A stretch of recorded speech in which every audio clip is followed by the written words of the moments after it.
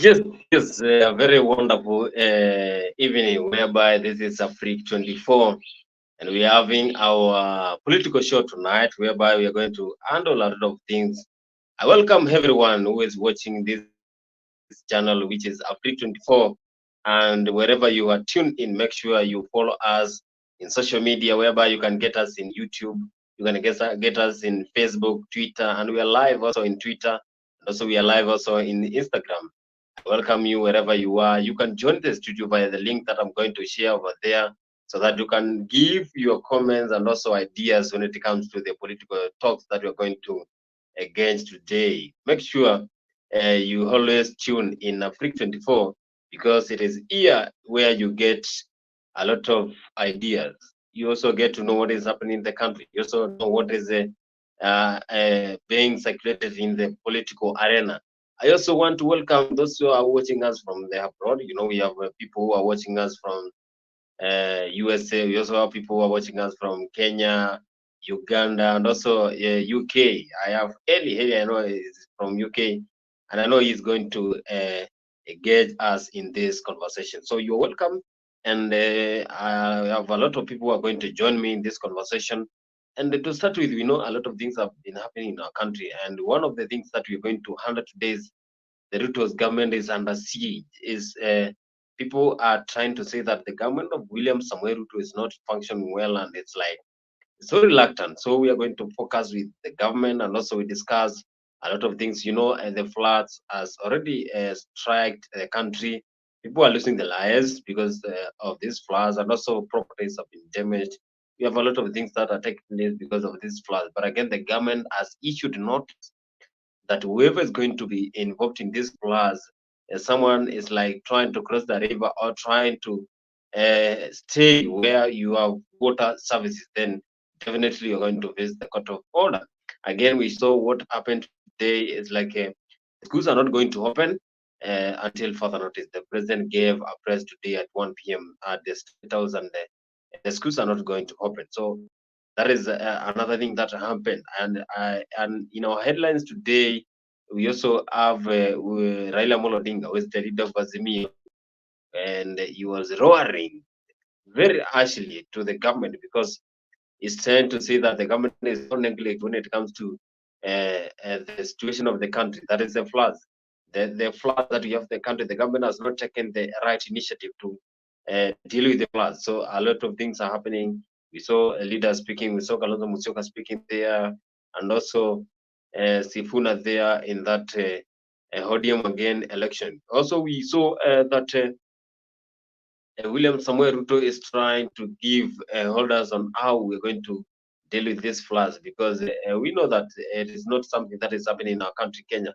We have a lot of countries that are suffering from floods. You can see what is happening in India, also happening in Brazil, which is one of the developed countries. So this one is not a Kenyan situation, but it is a worldwide situation whereby the countries are suffering from this kind of thing. So what I can say is that we are going to handle all those things. That again, we know that always the opposition is the best when it comes to pressuring the government.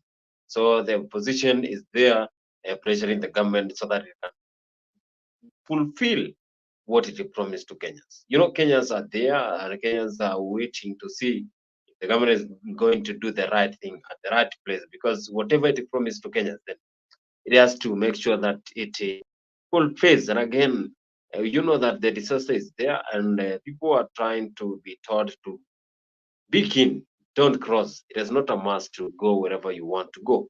So stay wherever you are until it is safe for you to go to the other side. Again, we saw, despite William Ruto campaigning for Raila Odinga, it's like Raila today roared fearlessly that the government should take initiative to control the floods that we have in the country. And things have been said according to why Raila Odinga is being supported by William Samuel Ruto. But again, it is like the Ruto's government. The headline today, the biggest topic today is why Ruto's government is under siege. Ruto's government is not in the right position, and people are trying to say that this government now should fulfill what it promised to Kenyans.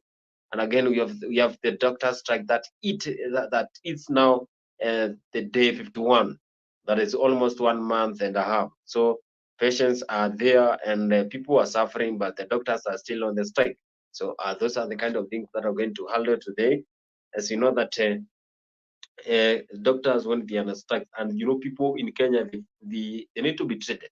You need to be treated because if you have then a disease and there's no doctor, then that is the rule, the work of the government to make sure that the doctors are there. So doctors are still on strike, and they are there until the government tries to deal with them.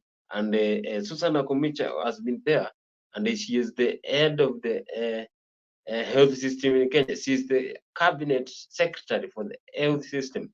She's there, and she is trying to say that the doctor should go back to work. The government is trying to solve the situation. And again, yesterday, we saw what happened.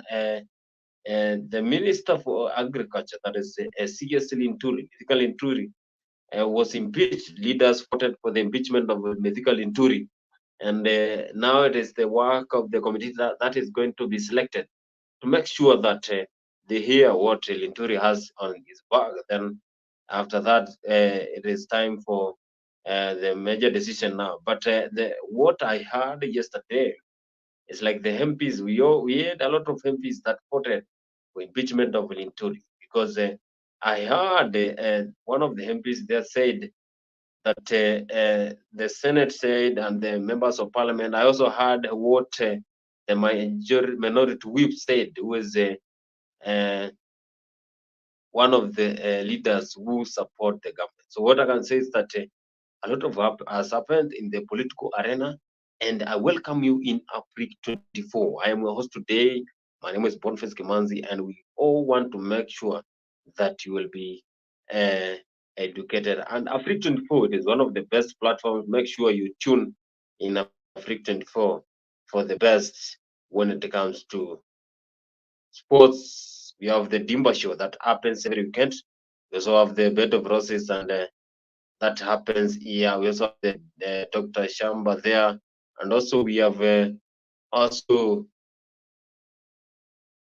newspaper review that happens daily on AFRIQ24. Make sure you have a date with us, because here it is where you're going to get the best, and also you're going to be educated. Welcome to this show, and I hope for the best as we tour and make sure this show goes on well.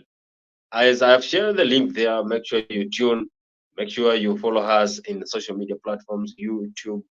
Go there, subscribe, like the comment, and also give us what you have, and also we will also share with you. Again, we want to start with the kind of floods that we have. I want to play a clip here so that you can hear what is happening in the country. But again, this is a worldwide situation, not only in Kenya. This is a worldwide situation. Mapanda bado hapo, bado utapanda hiyo bangi tu bado. Unaona? Bado utapanda hata by the bado chukua mimi nikisema CBO itapanda bangi tena. Hiyo dhuluma lazima itaisha. Kwa sababu it's just a misunderstanding. It's quite very bad. Unaitwa nani? I'm called Pongo ina.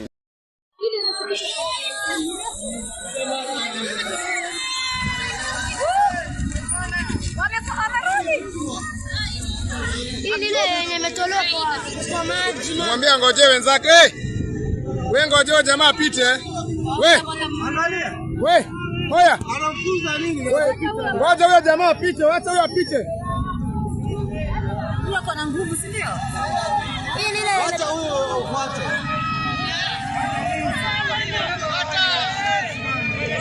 Fuata hiyo. Fuata hii.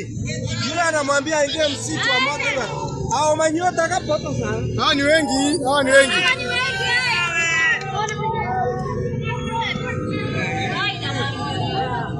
Ana Mansuru ile nini inamwagika. Hiyo ni kubwa ile mbele. Hawa ni makuti. Ameenda na mahali mbaya.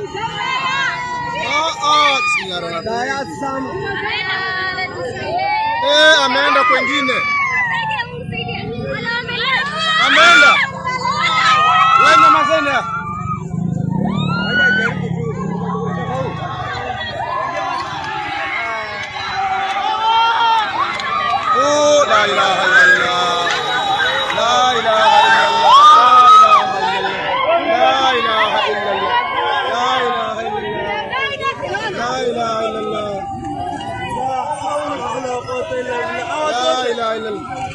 Hiyo ndio kitu.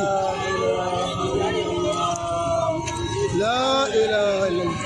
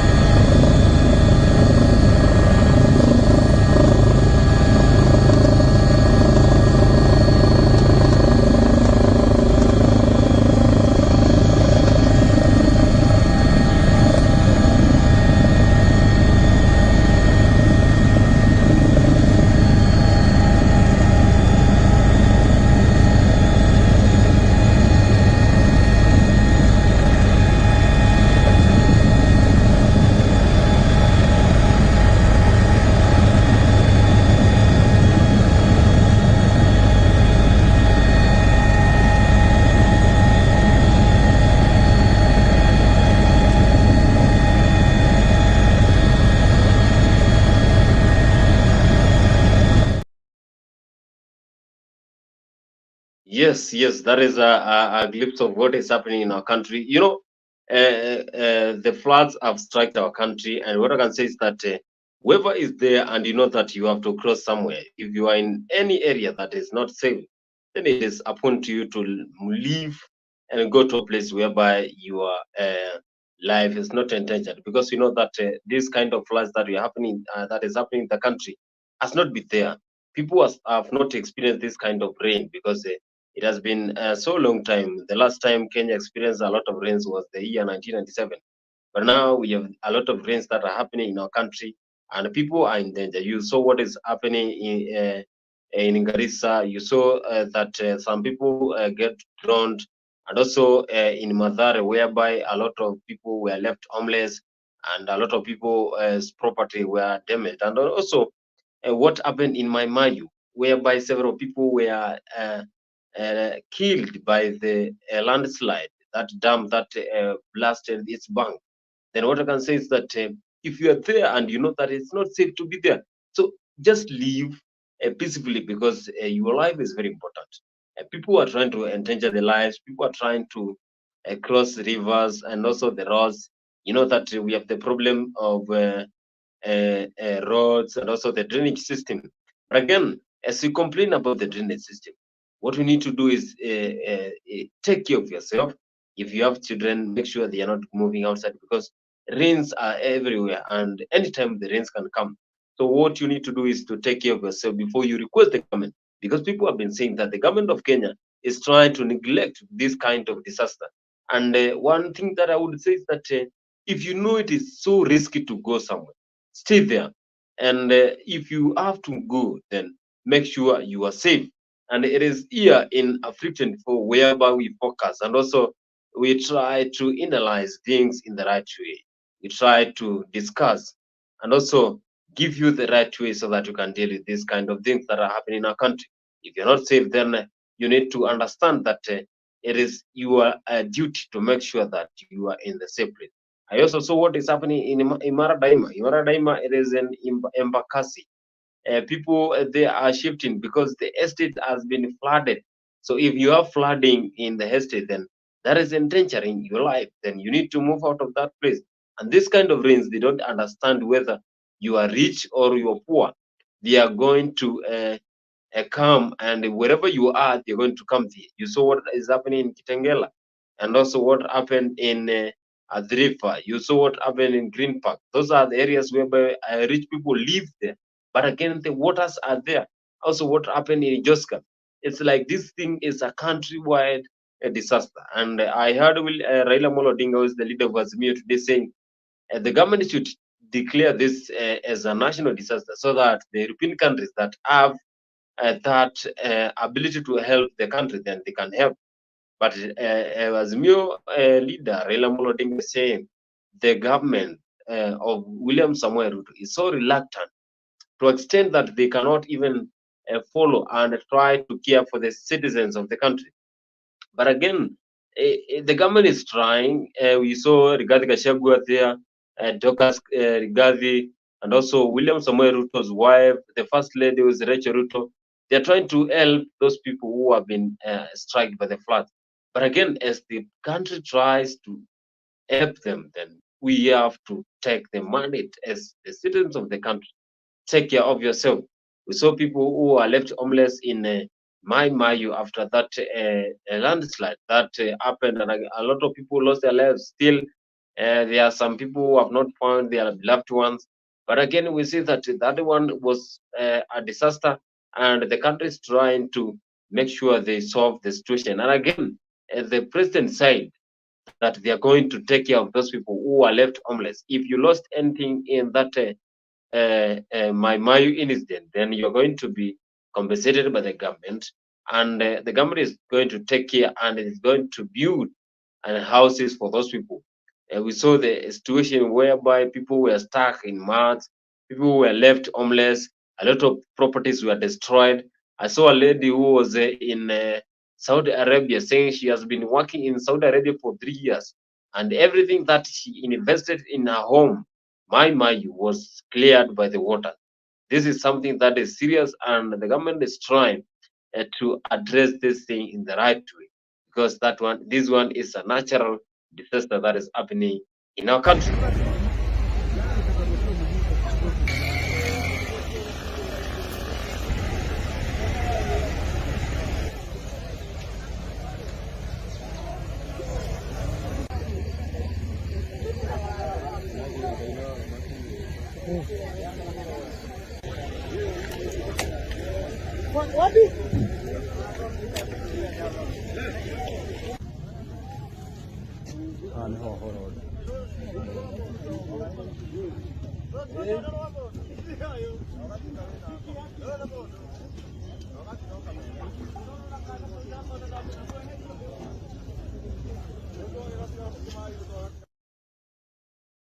That was a situation in my Mayu whereby a lot of properties were destroyed by the water, and people were left homeless.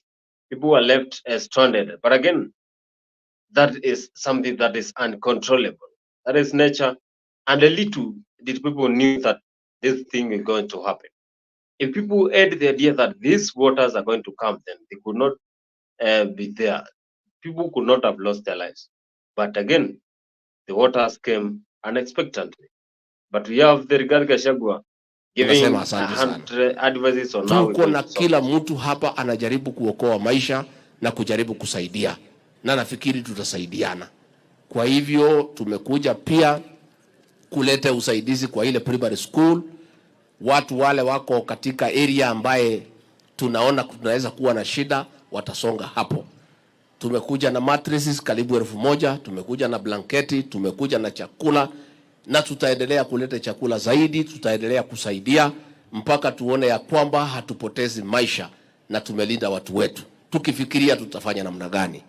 Na hili shida limekuja ni ile inaitwa natural calamity. Sio serikali imesababisha, sio chief, sio wewe. Hii ni mambo ya Mwenyezi Mungu. Sisi tuliomba Mungu atusaidie mvua ya kuzalisha chakula, na tunaendelea kuomba Mwenyezi Mungu atusaidie mvua nzuri ile ya kuzalisha chakula.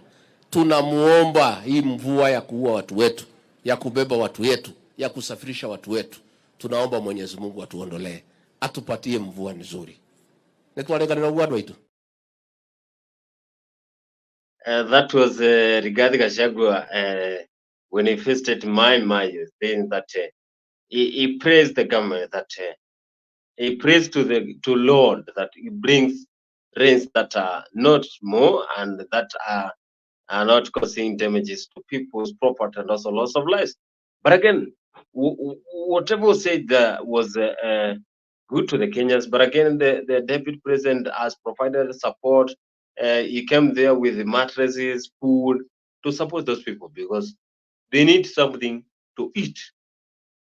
They need something to eat. They need somewhere to sleep. This something is unexpectedly coming. You are sleeping, but again, then you get what is coming. So that was something that came unexpectedly, and you can just imagine how come, and you're sleeping, and you are not aware of anything that is going to come, and all of a sudden you hear waters coming with high force. That is something that can make you even get fainting, because that is something that is shocking, and something that can make you even to run. You can run so fast because, but again, waters, when they come in such a situation, then you don't have to escape because they are going to swipe you. But thank God, some people were found there alive, people were rescued. But again, whatever happened there, we say God knows why that happened. So the country is trying to help the people who were involved in that incidents. If you lost your lives, you lost properties, the government is trying to compensate. But Azimio leader Raila Odinga, we saw what he was saying today, that the government is so reluctant. The government has not taken initiative to help people who are suffering from this calamity. We saw what Azimio Secretary General Edwin Sifuna saying that the government is still reluctant. We also heard people saying that we need to be serious. Wiper leader Kalonzo Musyoka said today that the government still has not taken initiative to take care of these people who are suffering. But what you can see is that it's high time that people need to understand this is a natural disaster. And when it is natural disaster, then you have to take care of yourself, because the government is trying to help where it can. But as the government helps you, then you have the mandate to take care of yourself, because people have lost their lives. People have been dying in this calamity. But as we do that, then take care of yourself. It has not happened in Kenya, only in other parts whereby we have seen what happened in Dubai. The airport has been flooded in Dubai, and Dubai is one of the developed countries. You cannot compare Dubai with Kenya. Dubai is so developed, so things happened there. Dubai was flooded, but again, this is a worldwide disaster. After 2 not days, a only record in Kenya. storm brought Dubai to a standstill. The city is working on the towering task of clearing its waterlogged roads and drying out flooded homes. Authorities continue the strenuous task of cleaning up the waterlogged residential infrastructure and removing debris from the roads. The slow process of removing water due to poor drainage is proving to be a major obstacle on the road to recovery. Water clogging, which is blocking roads, it's affected basic services, with supermarkets unable to restock and many employees struggling to reach their workplaces.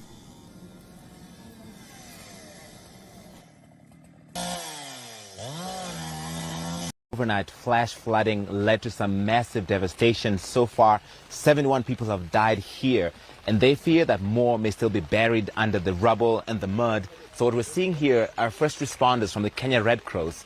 They've been told by locals that they've been hearing a phone vibrating, and they think there could be someone or some people still buried under here. So what they're trying to do is to clear these trees that have gathered here, some iron sheets, the roofing of what was definitely a house that was blocked by that fence, and some rocks that were used in building the house, to see if they can figure out what's happening under there. Is it just a phone that's on its own, or is there an owner of that phone that's still buried under here? And that is a search and rescue operation that's been happening throughout the day here in Maimahiu, just about an hour and a half northwest of Nairobi. This entire field was the path of the water overnight, and it swept through everything in its path. The homes that were here, the people that were here, and everything they owned is all gone. A good example is over there. You can see a car that's partially lodged on a tree. That car was swept almost 500 meters from the hills. To get there, the only reason why it stopped there is because there's several trees blocking its way. But that's been the devastation been seen here in this Maimahiu is a town in Kenya's Rift Valley. They've seen some previous flooding, but nothing to this extent. Previous reporting said it was a dam that's burst its banks, but locals tell us that is not exactly what happened here. There is an old railway line here with a culvert, a tunnel under it that was blocked because of continuous rainfall. And yesterday the water just blew right through it and swept through everything in its path. This is the worst devastation Kenya has seen since the rains began back in March. Overall, nationwide, at least 103 people have died from these heavy rains in Nairobi and other parts of the country. The government has had to postpone the reopening of schools nationwide for at least a week to avoid endangering the lives of learners. And there's been people in different parts of the country trying to cross some rivers, getting swept away, people being asked to move to higher ground. Some of the worst devastation is here in Kenya, but it's across the region. In Tanzania, like you mentioned, 155 people confirmed dead. It's a problem across the region that still the forecast says more rain is coming. More rain, which is, of course, what no one wants to hear. You mentioned the government closing down schools over safety concerns. What else has been the government response, specifically in the area where you are now, in the wake of that potential dam break? The government has set up a more... Yeah, that is what happened in Maimahiu. Cars were left without their owners. People died, and again, that is a natural disaster. And back in the March, since we started experiencing this kind of rains, we have never seen what happened in Maimahiu, and we see that wherever happened there, if you lost your loved one, you lost your properties, you suffered from that instance. What I can say is that may God comfort you, and things will be okay, and things will be better, because that one was unexpectedly. So those are the kind of things that are happening in our country. The disaster comes first because the citizens of the country in Kenya are suffering. Everything is going astray, because you can see what happened today. The president announced that the schools are not going to open. Schools are not going to open again because we have this disaster that is happening in our country. Again, this reflects what happened back in 2020, whereby we had a corona.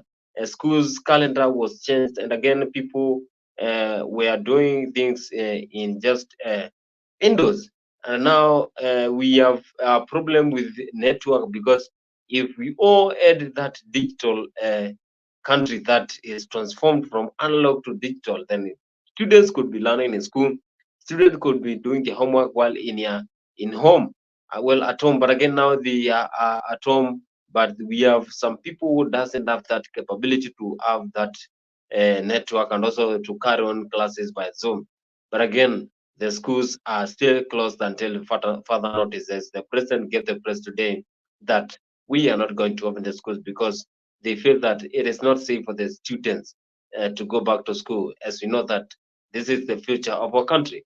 And I would say that that was the best decision, because you can see rivers are still full, and also the dams are whereby they are blasting, and also we have river banks that are still fuming. They want to even cross boundaries, and also we saw Masinga Dam there.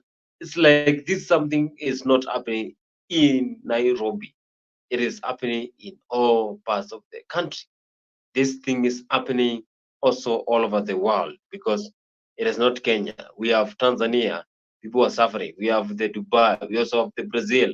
We also saw what happened in Qatar. So this is a natural calamity whereby we need to understand, and we take care of ourselves. Remember, this is AFRIQ24. I am your host today. This is a political show. Make sure if you are following us in YouTube, Facebook, Twitter, join the conversation via the link that I've shared there. You can join the studio, and we move on as we pioneer our today's political show.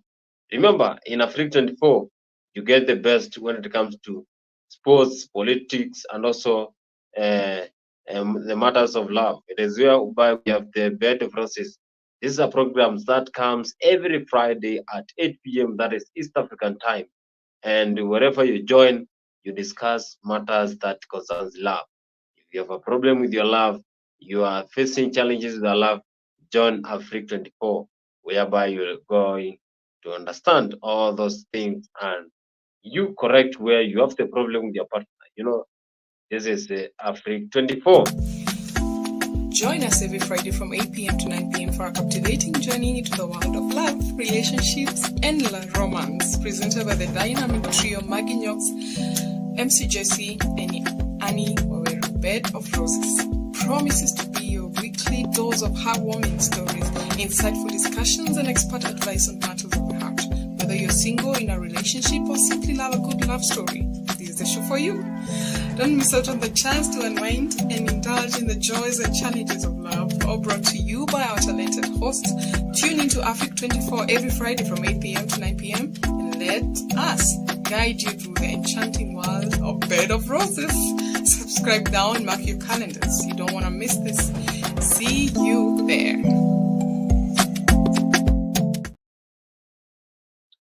See you there. This is AFRIQ24. When you join there, you're going to discuss what is happening in matters of love. And again, as we shift from the natural disaster that is flooding, we know that our situation in the country has been so worse because the doctors are on strikes, and people are saying that the doctors have been complaining. They have been giving their grievances for a long time, but the government has not realized that the doctors are striking to give force for their grievances. That again, the government is saying that still they don't have money.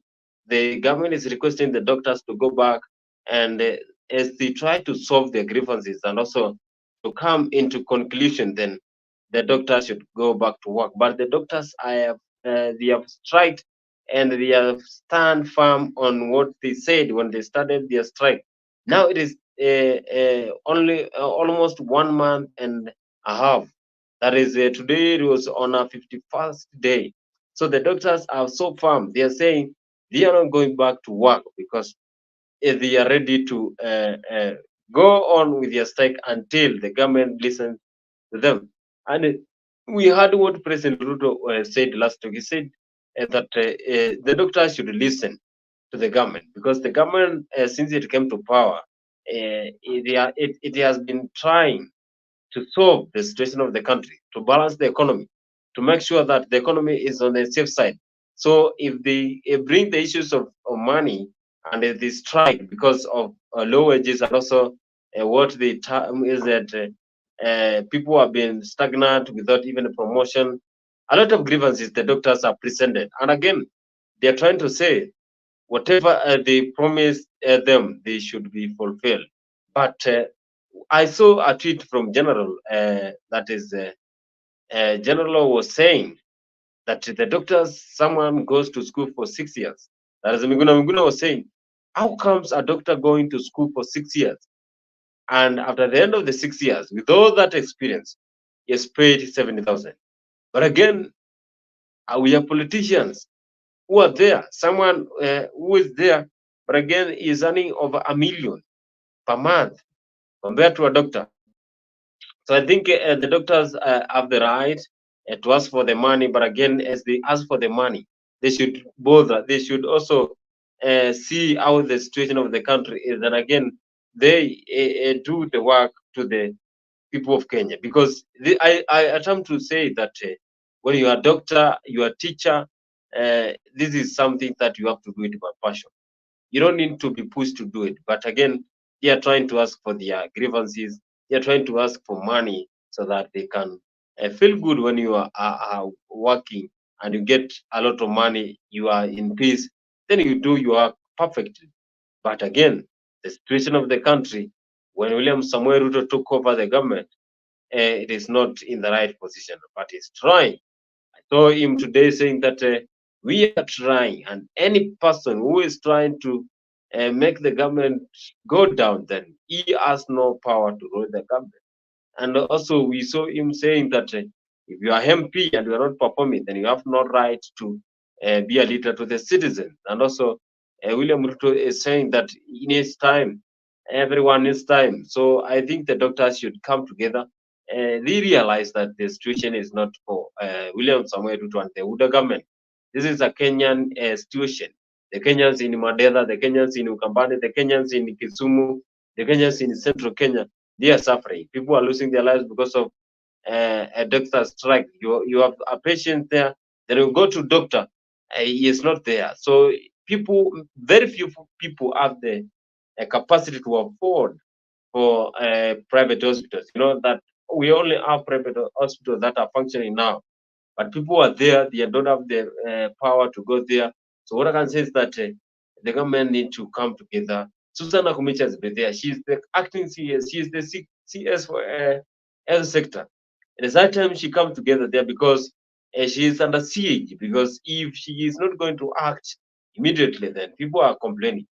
We saw yesterday that Mithika Niduri people, the MPs and the Senate also, they voted. The MPs voted for impeachment of Mithika Niduri. So after Mithika Niduri, now we are going to CS Nakumicha, because as they go there and vote, then they are going to make sure that things are in the right order, and they are going to vote against. And I want to welcome here Goody saying,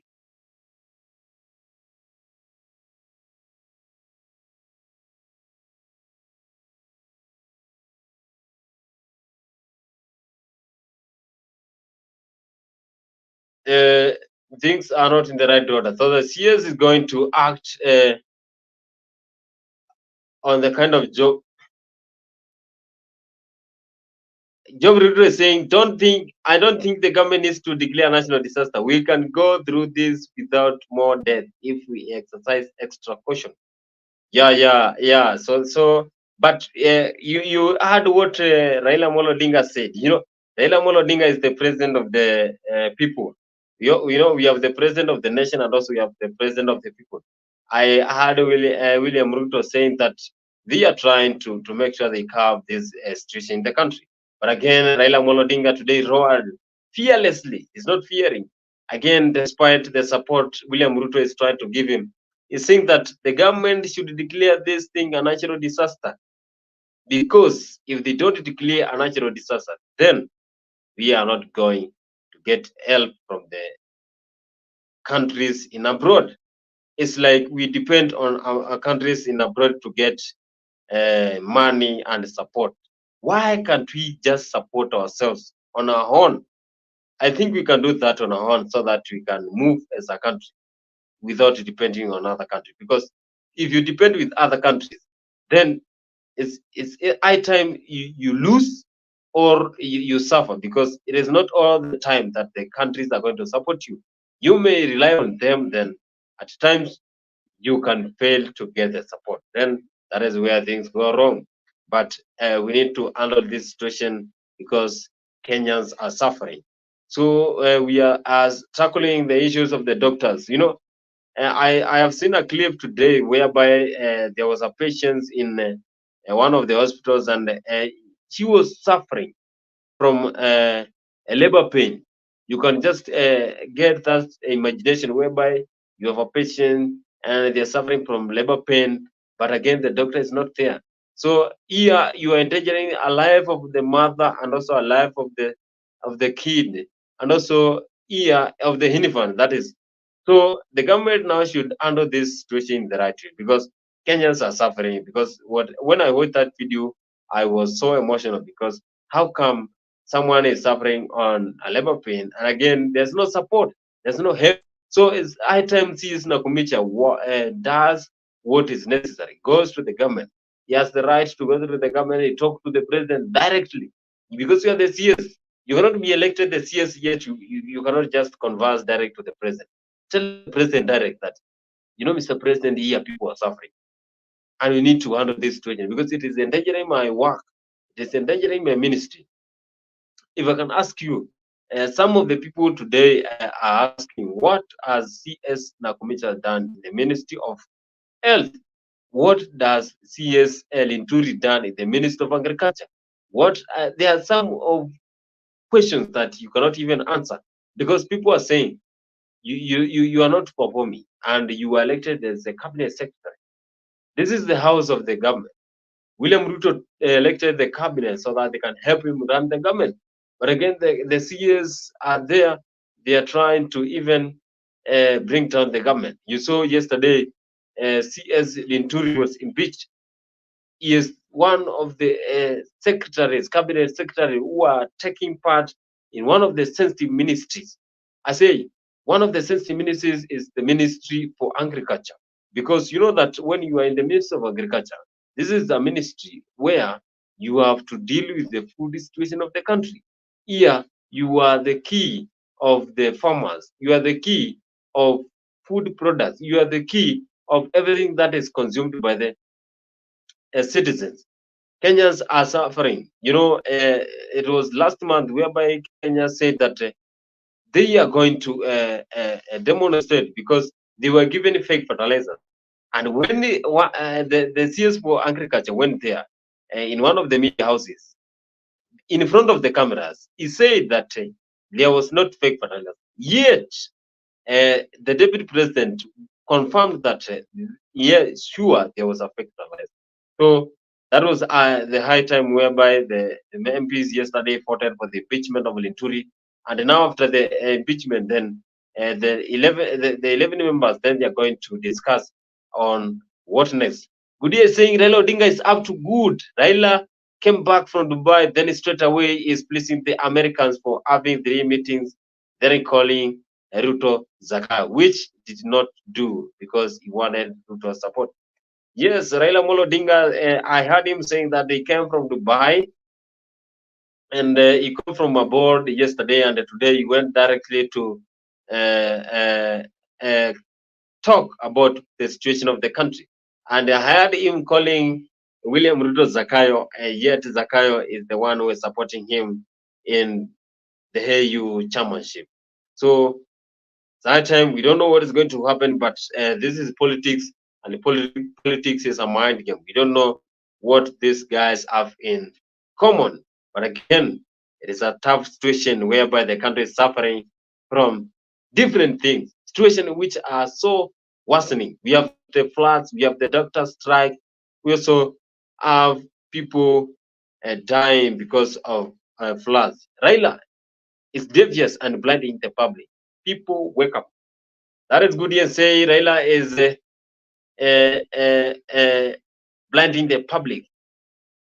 I don't think whether Raila is blinding the public, but this is my opinion. Good here that Raila is blinding the public, because whatever he said today, he was more than serious. Because I watched the facial expression of Raila Odinga, and I was like, wow, Raila has changed despite William Ruto's support he has been showing to help him secure the AU chairmanship. Because we saw what Ruto said in Zimbabwe, what Ruto said in West Africa, what Ruto has been doing, going all over the continent so that he can secure the AU chairmanship for Raila Odinga. But this is a politics. These two guys, despite them meeting in Uganda, Yoweri Museveni, in Yoweri Museveni place, now Raila Odinga asked the guys to call William Ruto Zakayo. But again, William Ruto said that Zakayo is the name and he is ready to be called Zakayo. Instead, he has accepted that name. But again, he said, you cannot be calling him Zakayo yet you're not paying taxes. He says that the tax is one of the major things that is being considered in his government, because he said, with the time, we will not be depending with European countries. We will not be depending to other countries to run the country. We will be depending on our own. He says that that is what is driving so that the country can move on without dependency. You know, if you depend with other countries, then sometimes they can fail. Sometimes they can make sure they support where they can. But William Ruto is trying to make sure we depend on ourselves in all matters. That is why he said, huwezi muita Zakayo kama ulipi ushuru. And welcome to our show. You are there in YouTube, you're following us via TikTok, you're following us via YouTube, you're following us via X, formerly Twitter. Join our conversation today so that we can share, and also we can have a lot of things to discuss here. Good year. I am seeing a comment here whereby is saying that Raila Odinga is devious and planting. Of course, Raila Odinga is one of the political leaders where you will never understand how he handles his things. He has been out of the country. You don't know what he has been doing, despite the chance that he has been given by William Samoei Ruto to support him for the AU chairmanship. He has been out of the country, and he has been just silent despite the situation. But now he roared. Why was the USA, Goody saying, why was the USA ambassador Megan doing in Raila's house? While they didn't get along. Raila even called her crook during election. And this is politics, and I understand there is a relationship between Raila Odinga and the United States of America that people don't know. And people don't know what happens when these two meet, because the ambassador was there, he met him in the office, and again, they discussed something that we don't know, because they always discuss behind the doors. No media that is allowed in the no media that is allowed in those indoor meetings. Lutaro is saying, bro, what do you support politically? I am not a political supporter, but I understand what is politics. That is Lutario. Lutario, you can join our studio today so that we can discuss here in the studio via the link that I have shared there. But Raila Odinga, moving out of the country, silent, is like he is trying to get support from the other countries. Maybe he went to Nigeria, maybe he went to Morocco, maybe he went to Algeria without us knowing. It is not a must that Raila Odinga was going to get support. Again, Lutario is asking me, do you support Raila or Ruto? Of course, I support Raila Odinga. But again, this is a neutral ground whereby you need to come in the studio and share your opinion, because everybody has his own ideas, opinions when it comes to politics. You know, this is something that is affecting our country. This is where the country is run. This is where people try to get into conversations to make the country move in the right way, because without leaders, then we are not in the right position. Good day is trying to say that many of Kenya is a con. That is a comment from one of our followers here, and he is our ambassador. Good day, trying to sell Kenya is a con. But again, you know, when it comes to politics, then you have to understand that things might be changing when it comes to politics, because I saw ODM today leaders meeting. I saw Joe, I saw Sifuna, I saw John Bandi. They were talking about the next king, the next king pin who is going to take over after Raila Odinga. But again, as I watch the clips, as I watch the press when people are talking, it's like the ODM side is not in the safer side, because every person there was roaring, not Joe, not Buddy, but the comment that were made by Buddy were so serious. So Lutario is saying, I see you, need to guy, respect you. Thank you so much, Lutario. And I want you to join this studio so that you can share with us. Good year today, join the studio, one of our ambassadors, and you tell us what you think about. Good year is saying, whom do you support? Oh, this is a neutral ground, you know.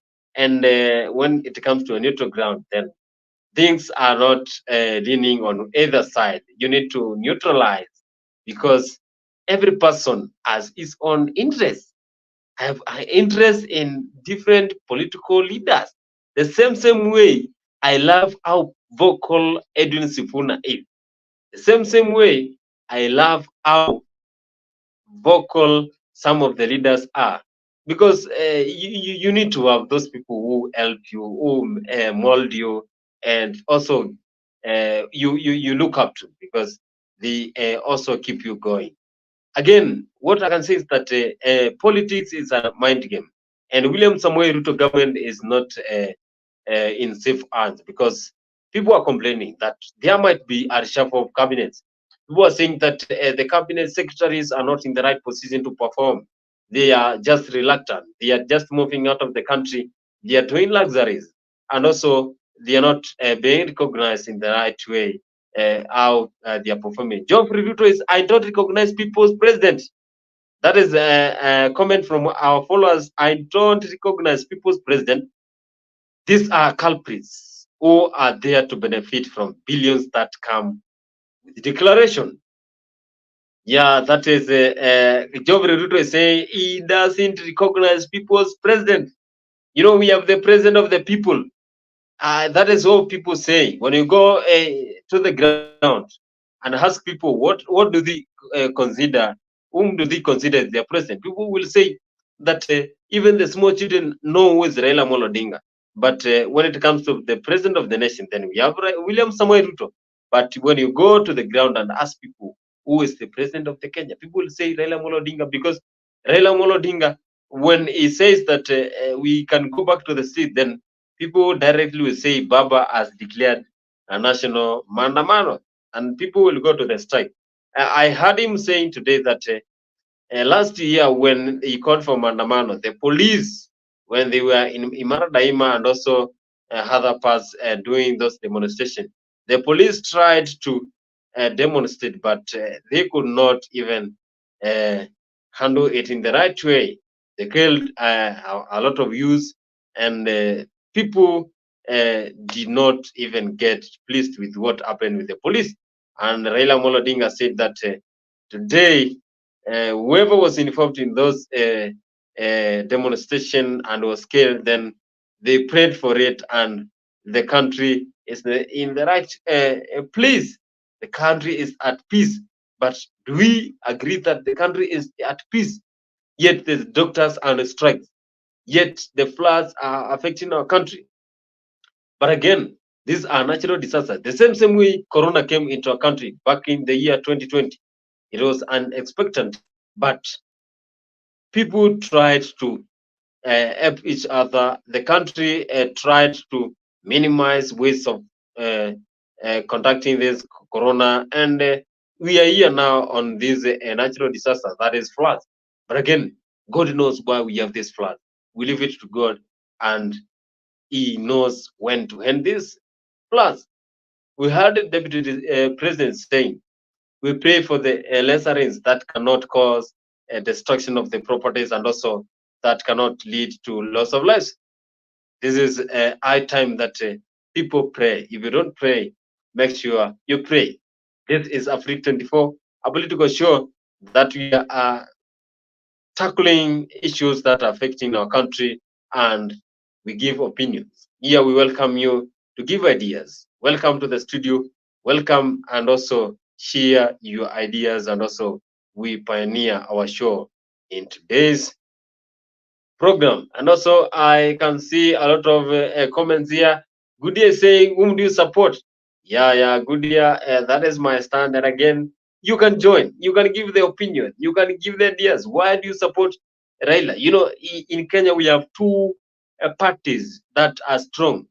UDA came just recently, but now it is the ruling party. We have UDA and the ODM. ODM is led by Raila Odinga. Raila Odinga is the leader of the ODM, and William Samoei Ruto is the leader of UDA. Now, these are two parties that are fighting head to head to each other. ODM is the opposition, UDA is the ruling government party. So there's the work of the opposition to pressurize the ruling party to fulfill what it promised to the Kenyans. Because you can see, I have seen today, people are complaining about the disaster that is happening in Nairobi. And you know that Nairobi, formerly Nairobi, during the colonial time, this area was occupied by the Maasai.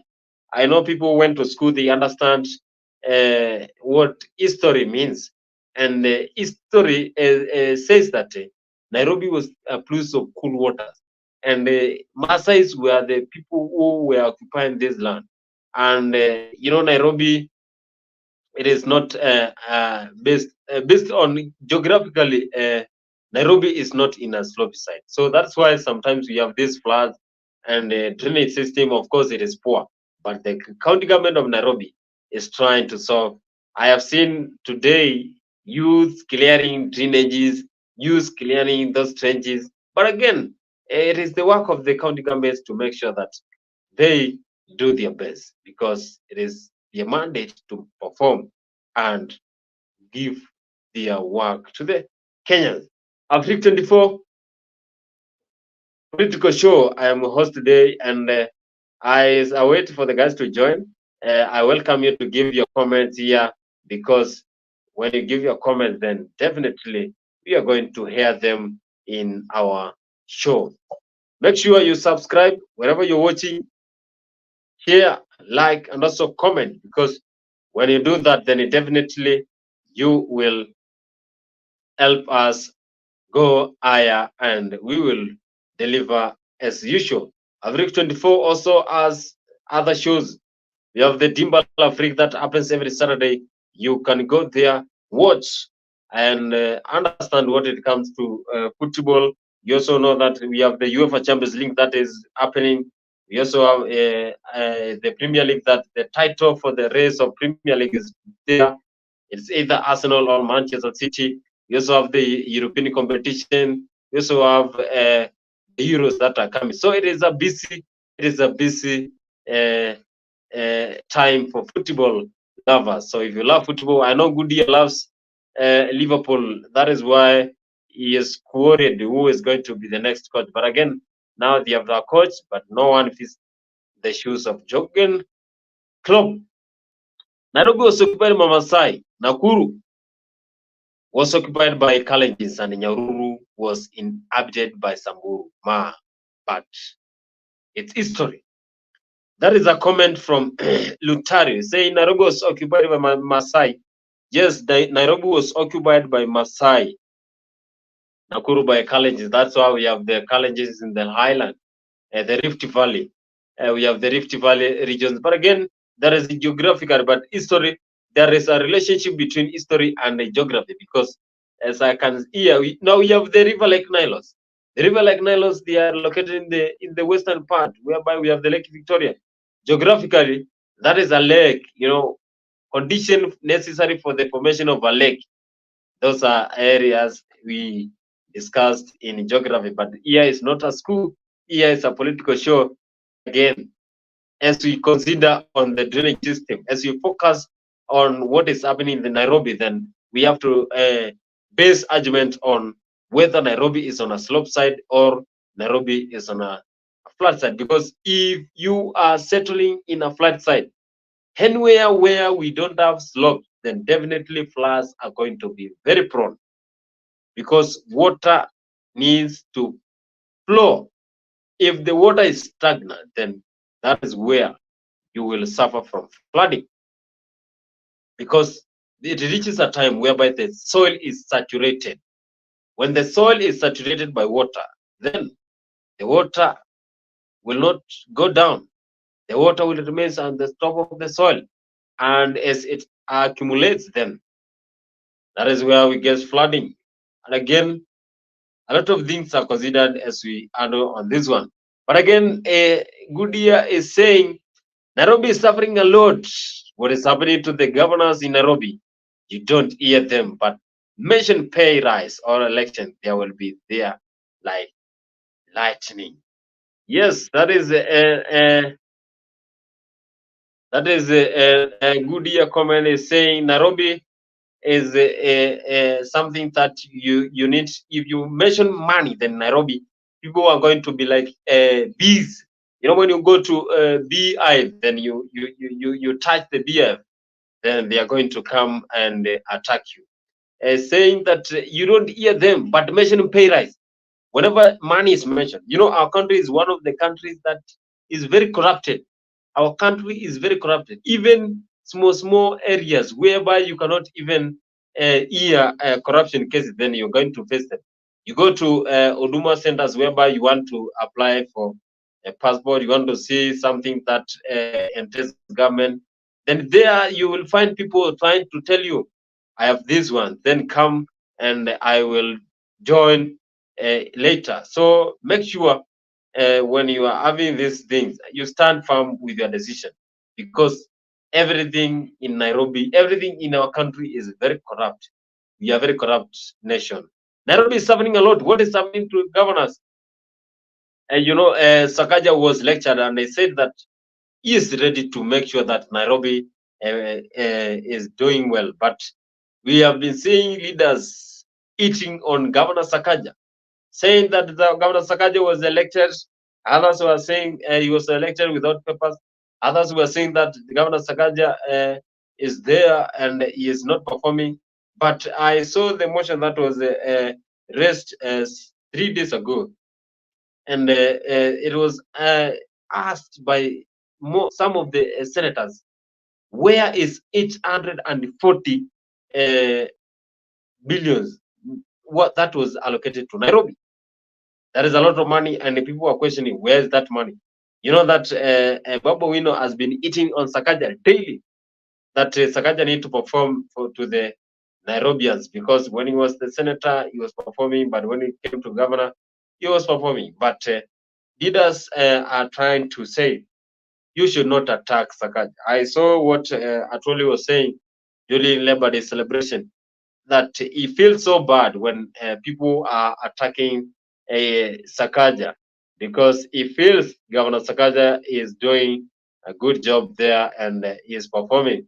But again, Atwoli said that when it comes to Governor Sakaja, that he believes in him, but Kenyans, Nairobians are saying this county is not performing well. But this is politics. This is something that people always back on, and they want to defeat each other.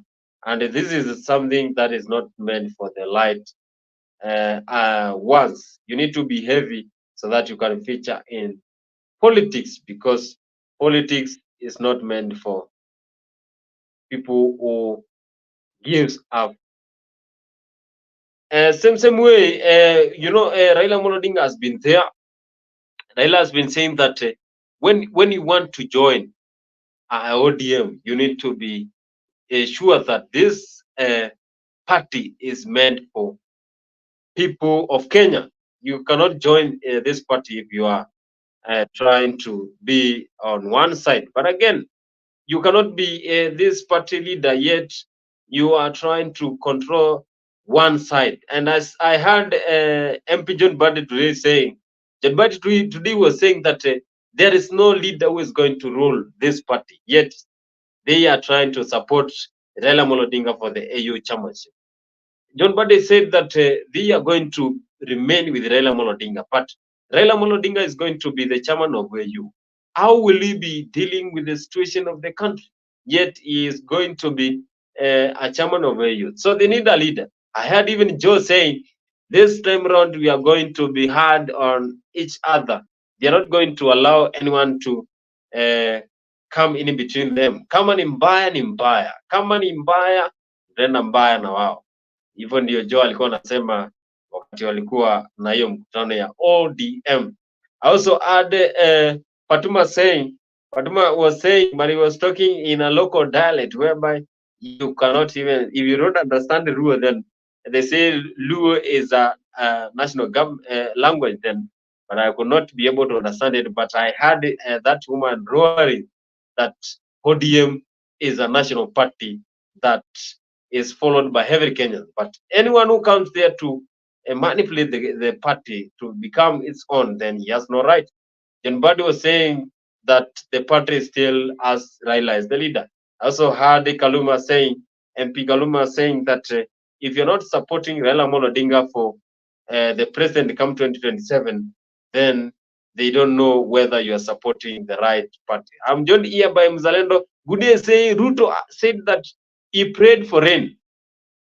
Now can he try with the same wishes to pray and stop the rain? But again, good year, I can say that personally, I'm one of the people who will never complain for rain, but safety measures need to be taken care of because in my region where I come from, rains are not experienced frequently. We experience rains rare. We have scarcity in rain. So what we need to do is that we need to take precautionary measures when we are handling the rain because rains has to be there, and we have the climate change. You know, climate change. You know, weather, daily atmospheric condition of a place, but climate. This is a long-term condition that happens after several years. So this is weather change, what I can say, because rains has been there for the last 3 years, 3 seasons. Rains has been here in the country, but this one is in intense form. But we need to take precautionary. But Kenyans should not pray that the rain stop. If the rains, we pray for the rains to stop, and it stops for the next 5 years. I swear the sun that is going to be here in our country, and you know that we experience a lot of sun because we are nearest to the equator, then you will pray for that tree. Mzalendo, welcome to our today's show, and I want you to join this conversation as we pioneer our today's political show. Thank you, Kimanzi. Let me put on my hat. Anyway, thank you very much, viewers, wherever you are. Thank you, Kimanzi, for bringing the show this late. And I want to say that it's unfortunate that what we are experiencing in the country is as a lack of, proper government coordination in its activities, and what you see in the country is something that should have been well thought of by the administration, especially the long rains or even the El Nino. I remember during Moi's time, we used to build things called gabions and all that. If Moi, an old man, knew about umomonyoko wa udongo during his time, then these young leaders should know better that climate change, with all this technology, that the weatherman can predict weather accurately and precisely to the point when the rain is going to begin and when it is going to end. The accuracy is almost certain that we are going to have these El Nino rains, but the government did not really. They brought in politics into the professional analysis by the meteorological department. So that is a sad scenario. Right now, people are being evacuated in various places because most of the buildings, again, the workmanship is poor, or they were built in riparian areas and they're about to collapse. This is sad. This is very, very, very sad.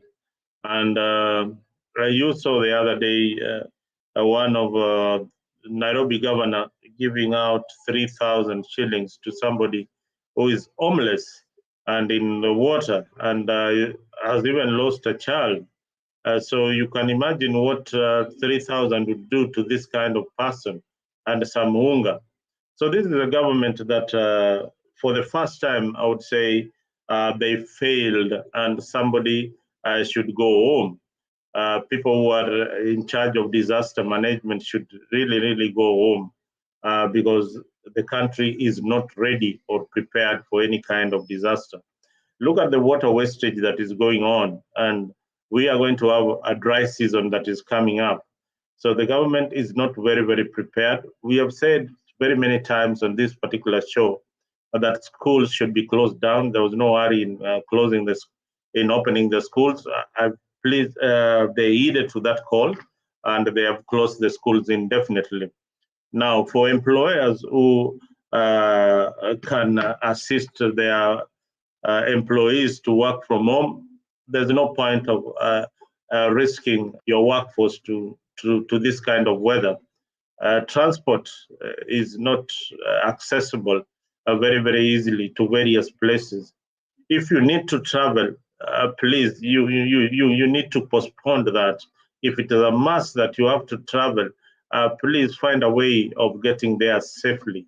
And I want to pass my condolences to the families who have lost their lives in various places in Kenya.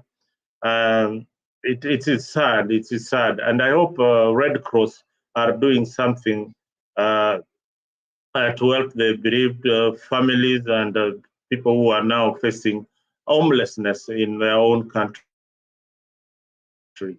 It is a sad scenario, Mr. Kimanzi. Otherwise, thank you. Yeah, thank you, Mzalendo, for joining today's show. And as we go on, good year saying Raila is not going anywhere. Things have been organized for eventuality in case he doesn't get the Hayo chair. Remember handshakes and fixing America. And Raila Odinga, the same way I heard him talking today, it's like good year. There's no handshake because he was roaring like he wants to support the people of Kenya of what is happening.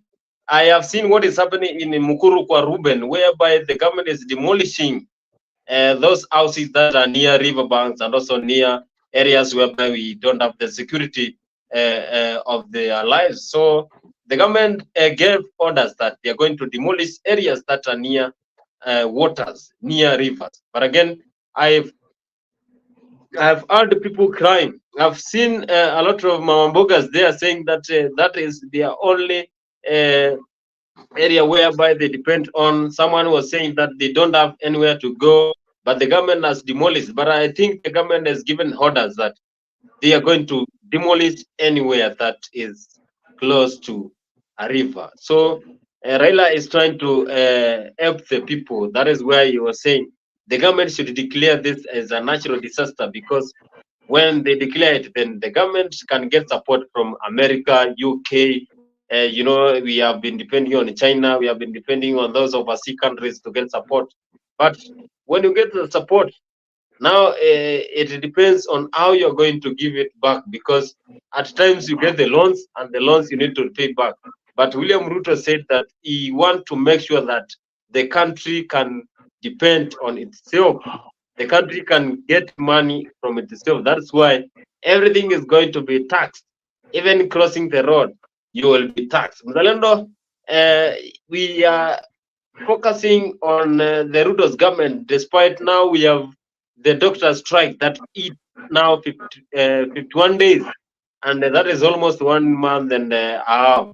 People are suffering. I've seen a video whereby there is a woman who was in one of the public hospitals and he was crying. She had a labor pains and she went there, but there was no doctor. And she was filmed, in our country, we get film everywhere. She was filmed crying that she needs help so that she can deliver. How do you see about the situation in our country whereby the doctors are on the strike and people are suffering? Zaleno. You see, right now is when we need leadership in the country. Right now, we don't need to do a lot of politics with the current situation. Right now, we need solutions to the problems that is affecting the country. The issue of the doctors, I've said it many times on this particular platform, that the issue of the doctor is something that is affecting each and every county, the 47 counties in Kenya. Now, don't be surprised and that health was devolved to the counties, and the county government have got a very good budget, over 8 billion Kenya shillings each and every time, but they don't want to pay the doctors. They don't want to pay the doctors. I've not seen the chairman of devolution coming in to find a solution. I've not seen the governors holding a very urgent meeting with the president to find a solution. Remember, county governments are funded by taxpayers' money, and most of the monies go to private accounts. This is the scenario in most parts of the country. If you look closely, some of the counties have been able to pay their doctors with the money that they have. They have sacrificed and paid their doctors, while other countries are waiting for the national government to come up with a supplementary budget to pay the doctors. The counties too can come up with a budget to pay the doctors urgently. Remember, even on the issue of disaster, Bonnie, you don't know that each and every county, when they do their financial budget for the year, they have got money allocated for the doctor for disaster. This amount runs into billions. Averagely, the least amount of money allocated for disaster management in a county is 500 million. 500 million. But look, this is the first time we are having a disaster of this magnitude. But a lot of money has been lost in the counties in the name of disaster mitigation. So this is a scenario that we are in, and we hope that the situation will change at some point. So, Bonnie, the situation in Kenya needs a lot of scrutiny, especially on the county governments and its budget.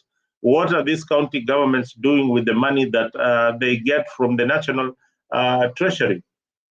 Yeah, and they have allocated millions for disaster management. Now, where I come from, the lake is swollen. I've not seen the leaders coming up to say, you know, this is what we need to do urgently. We have not seen, apart from the complaint from the opposition leader, we have not seen anything tangible that they're bringing up as a solution to the problem affecting our country. This is a time when the country needs to pull heads together and indeed come up with a solution to the problems that are affecting our beloved country, Kenya. So that is where the problem lies. And the problem lies with leadership, incompetency, and corruption that is happening. So most of the time, you'll see our leaders trying very, very hard to try and rescue a situation which they would have done much earlier. Thank you. Yeah, thank you so much, Mzalendo. Thank you so much, Mzalendo, for this wonderful.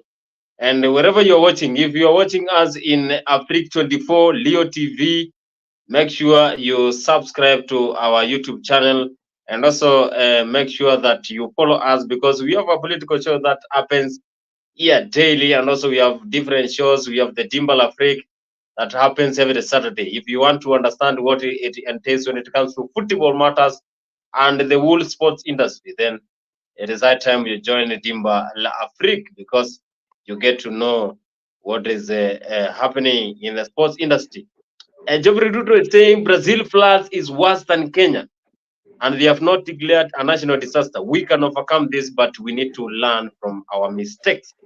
Yes, what I said as I started this show is that Kenyans need to take care. We need to understand that it is from your own that you need to take care before you ask for the government to take care of you. Because if you are not keen on what you're doing, people have been crossing rivers, dams, and I have seen what happened in Garissa, whereby the boat was swept.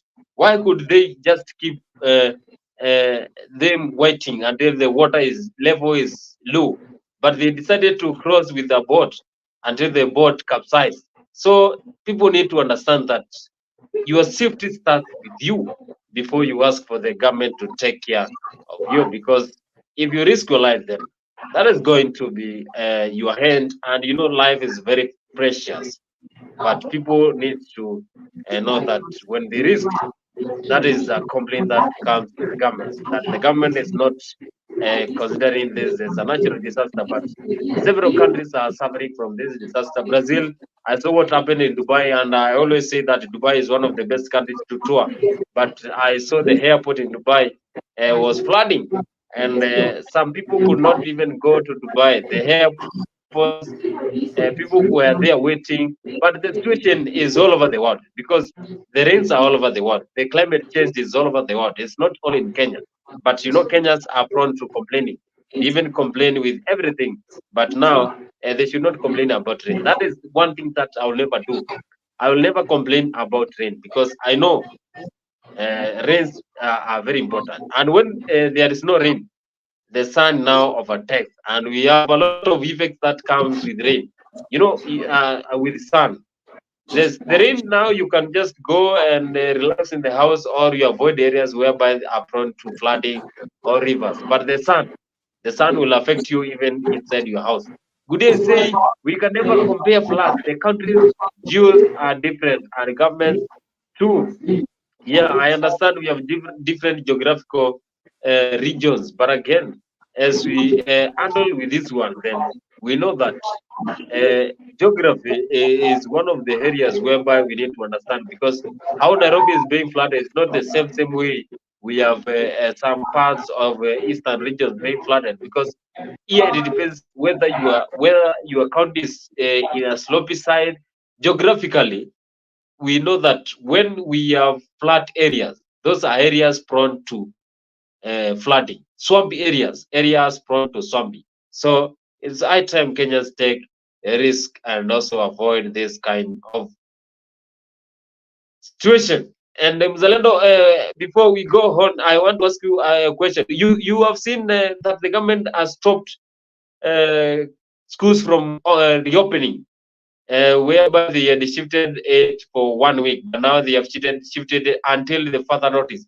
How do you see about the government shifting the reopening of the schools? Yes, we know what happened in the year 2020, whereby we had the corona, and this corona even affected the schedule of the schools, and also the school curriculum was changed until at the end of the 2 years, whereby the school curriculum came back to normal.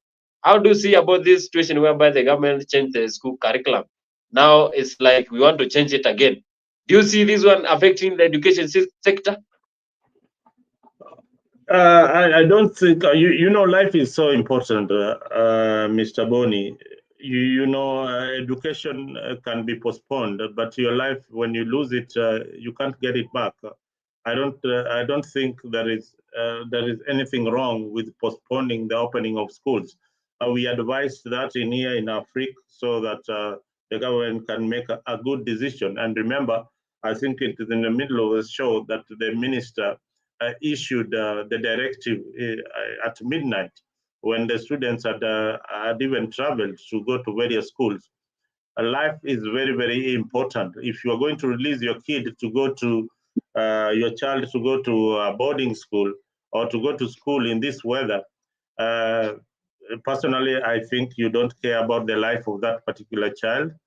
You are not informed, or you are blind of the kind of situation that there is happening in the country. So I urge parents to let their children stay at home, even if it is doing an exam. Please, teachers, be reasonable enough. Even you yourself, you're putting your life in danger.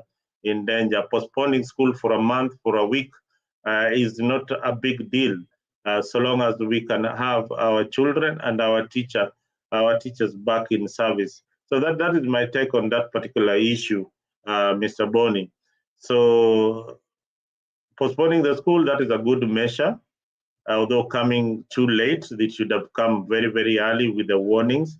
Where I am, whenever there is a prediction, like next week, if the schools, if there's going to be snow, or the weather is going to be terribly bad, you are informed in time. Every parent, every worker is informed, and they write it on email that, we are going to have this particular situation for a whole week or for 2 days. So please stay at home, or schools will open a bit later. If they were to open at 8 a.m. in the morning, they will open at 11, when the weatherman has predicted that the weather will become at that particular time. So schools can be delayed, they can be opened later, curriculum can be pushed. It has been done before, but life is more important than school. Thank you, Mzalendo is saying life is more important than school.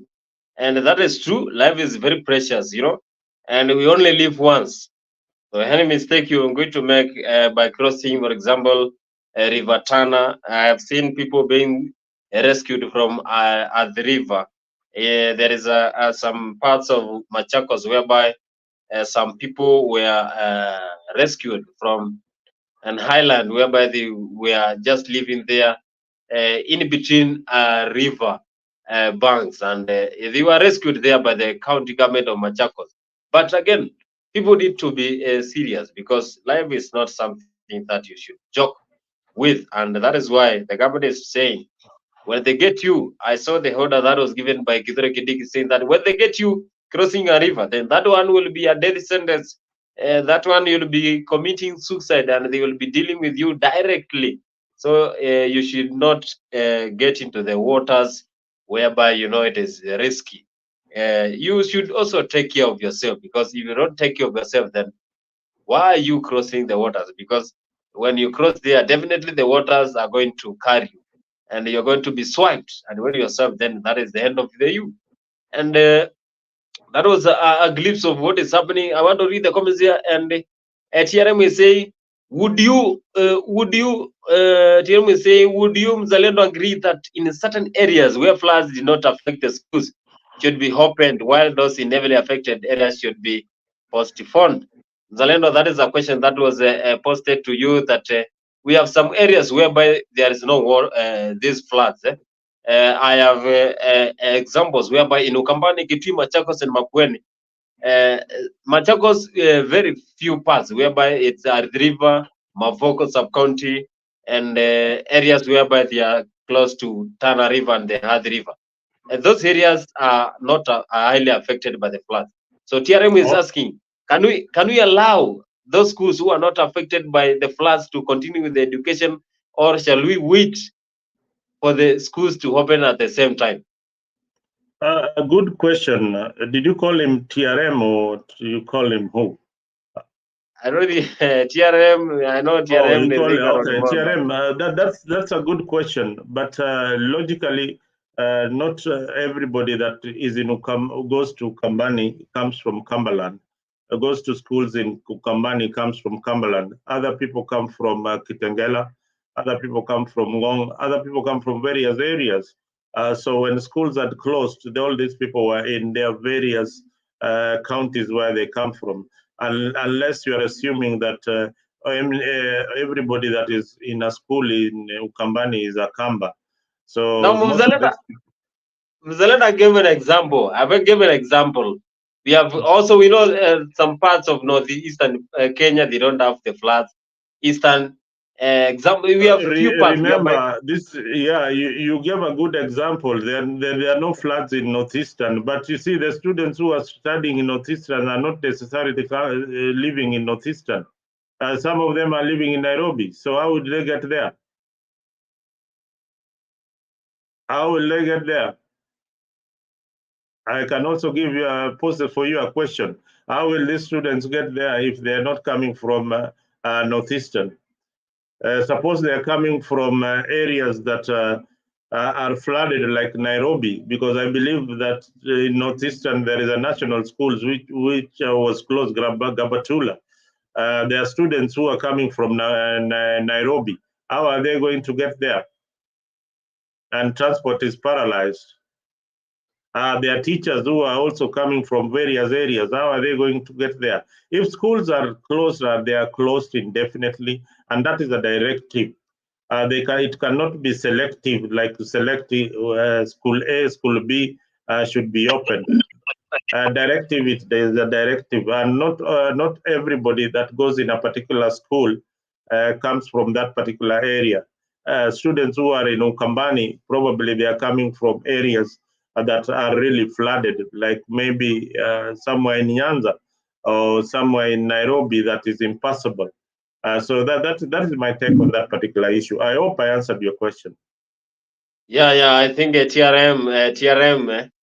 I think TRM. You reside along Thika Road. I always pass around those areas. So your question is answered. But again, Black is saying then the syllabus will be messed up if others have varied class coverage. But again, you know that this one is a uniformity. Our country has one national exam. Despite we have some schools whereby they don't have this curriculum. We have the international schools where they have different curriculums, but most of schools have KCP exam and the KCSE exam. So I think if you have them, Kimanzi, what Black should know is that right now the government is working very hard to save lives and find shelter for the family. All right, no student would be out there comfortably sitting for exam, and yet they don't have a home to go back to. All right, that is more important than being in a school. People have lost their lives, families are bereaving, so that is what should be taken care of first. This situation, I think El Nino was here with us, but it was not of this kind of magnitude. This kind of magnitude, I have never seen it in my lifetime. This is the first time I am seeing this kind of rainfall in our country. The other El Nino that I witnessed was not of this magnitude, but this one is really, really serious. Really, if you can see the cattle being washed away by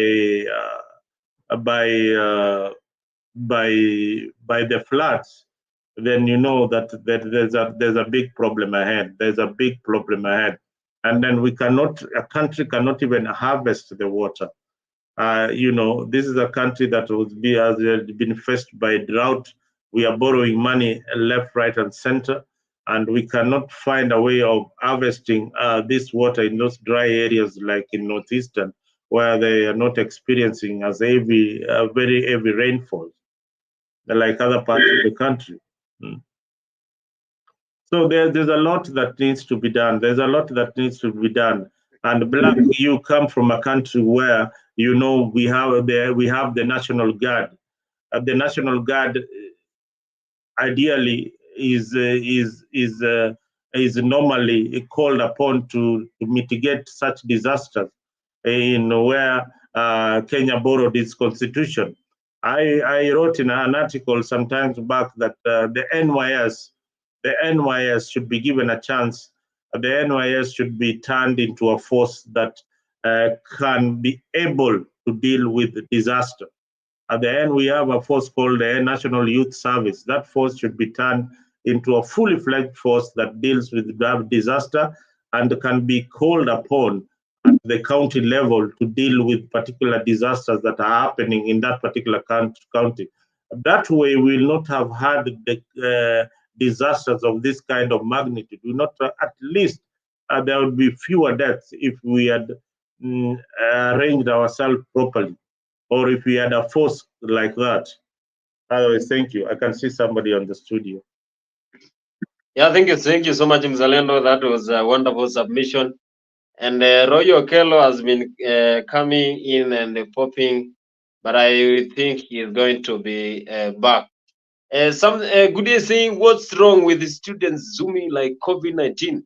But good day, I want to tell you that during COVID-19, we had a lot of problems. It is not all the students that were doing those Zoom class, because personally that time I think I was in campus, and I was even undergoing those problems because my computer was not having even network.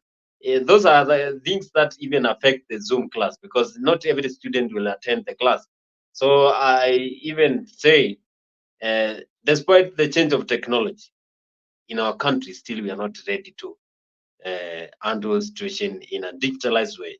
We will take time, but we need to embrace technology, because if we are having this technology being embraced in our country, then we will be far away. Students could be doing their homework, but again, I think physical learning is one of the best, despite what is happening. Mr. Black is saying, my point is it won't make sense having other schools open and others don't. Best wait and delay for the sake of uniformity. Yes, we need to have uniformity, because when others go to school, then others are still at home. We shall not have uniformity. But again, I pray that the students go back to school, because I don't want to see the kind of a situation whereby the COVID-20 brought to change of calendar, and now we are back to the calendar. Still now we have these rains. But again, I will always say the rains are a blessing from God. We shall never complain about that. And anyone complaining about that, I will never buy that one. TRM is saying make temporary learning centers within the village reserve for students in heavily affected areas. Zalendo. That is a wise comment, but again, as you make the comment there, you will always know that not every every community can embrace those learning centers. Some we have students from Masai, whereby in Masai, the students there go and after school, then they go to ant, they go to do a lot of things. You know, Masai is one of the cultures whereby they follow their cultures seriously. So you after school, then you go home and you start looking at the animals. And I'm joined here by the Kevin Wasonga. Mr. Mzalendo, you have a point?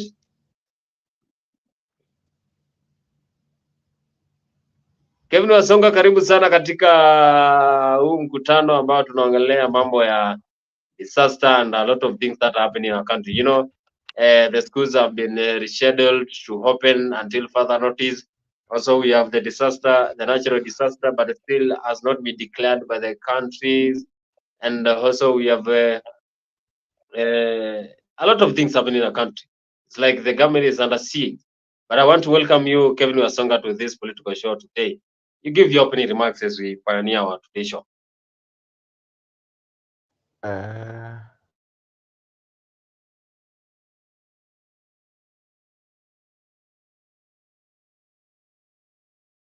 Kevin, are you hearing me? Thank you very much, Kimanzi, and my co-host Mzalendo. I think it's high time we jot our thoughts together as a country. It's a time when Kenya is really going through a lot of things. Despite even the floods alone, there are so many things that are happening in the country. The economy is not doing well. There is confusion in the Kenya Kwanza government. There is a cabinet reshuffling, which is it's in the limelight. Things are happening, but all the same, there is the floods which have really affected so many people. Even you, Kimanzi, maybe Mzalendo as well. I, as an individual, it has affected me in one way or the other. So everybody is affected, and it's a very key thing that needs attention of everybody on board. So as my key remarks, it's me and you and everyone around us that can talk about this key issue that has really affected us. So as we jot the way forward, what are the recommendations that we could give the president and we can give the Kenya Kwanza government and all the Kenyans at large? That is what is really coming up in my mind as our viewers will be looking forward to get our recommendations and to get our debates on this. Thank you so much. Yeah, thank you, Kevin. Thank you, Kevin. And I'm joined by Roy. Roy, you have been coming in and going. I want to welcome you to give your opening remarks to our today's show. And wherever you are tuning as... Hello, good evening, wherever we are. All of us, Mzalendo, Kevin, Kimazi. Hello, good evening, good evening, good morning, wherever you guys are. How are you? Actually, I'm very late just due to the kind of weather we're experiencing around. And what you're talking about is very true. You see the situation in Kenya. In as much as I heard Mzalendo say something about the government is working hard, actually it is working hard, but not in the right way. Because I don't want to why you want to vacate somebody who is being affected by a flash flood, try to skip for him the next day we're going to and get to see the flood come down. This thing that we are instead of some questions. And another issue again about the schools reopening. Mix up of the situation. Because that's why there is something there is something wrong with your audio. We can't hear you properly. Maybe you get another gadget and join the studio with another gadget, please. There is something really wrong with your audio. You are scratching. We can barely hear what you're saying. Although you have got a good point, but we can barely hear you. Maybe you log out and then come back again. Okay. Yeah. Maybe he has a problem with the network. That is why, or maybe the gadget. But again, you can come back again. We want to welcome you because you are our followers, and we always want to make sure that you give your ideas and comments when it comes to our political show. And Kevin, before we go into more details, you saw that schools have rescheduled. We have schools now reopening when the government decide. How do you tackle that situation? How can you handle that one? How can you say about the schools rescheduling schedule?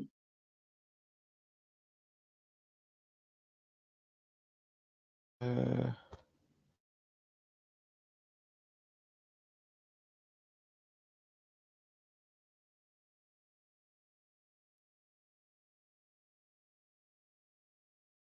Kevin, are you there?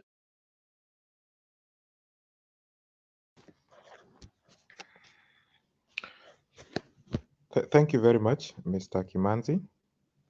Schooling is very important for everybody. The today's leadership is made about by the yesterday's schooling of one or two people who supported them. So if you want to talk about the future leadership, the leadership that will come in 2030s and 2040s, it's about the schooling today.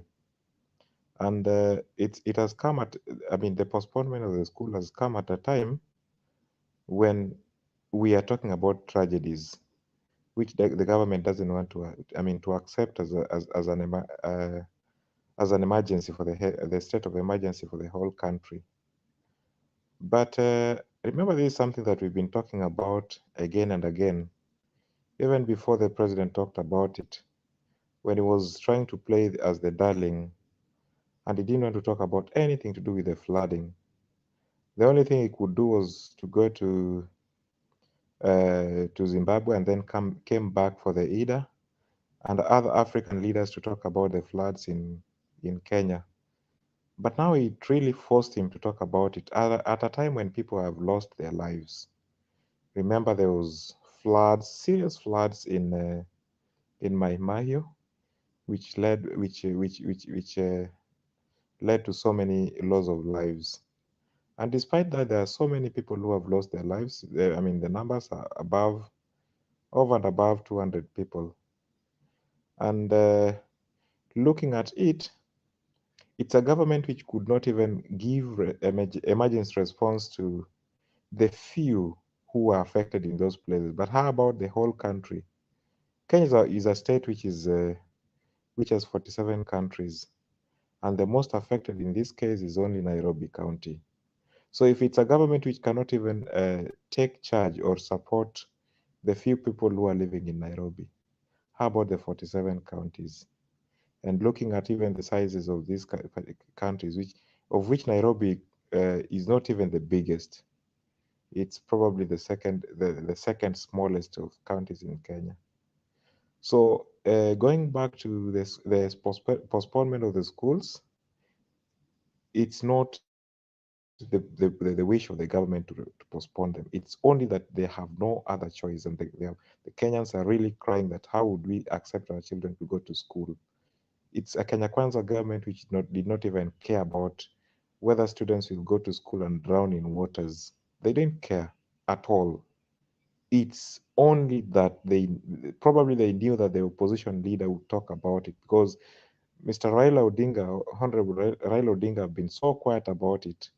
Remember the other time when he was in Dubai, he was trying to look at, of course, to do his opposition duties, and then immediately jetted in, and then he talked about the floods.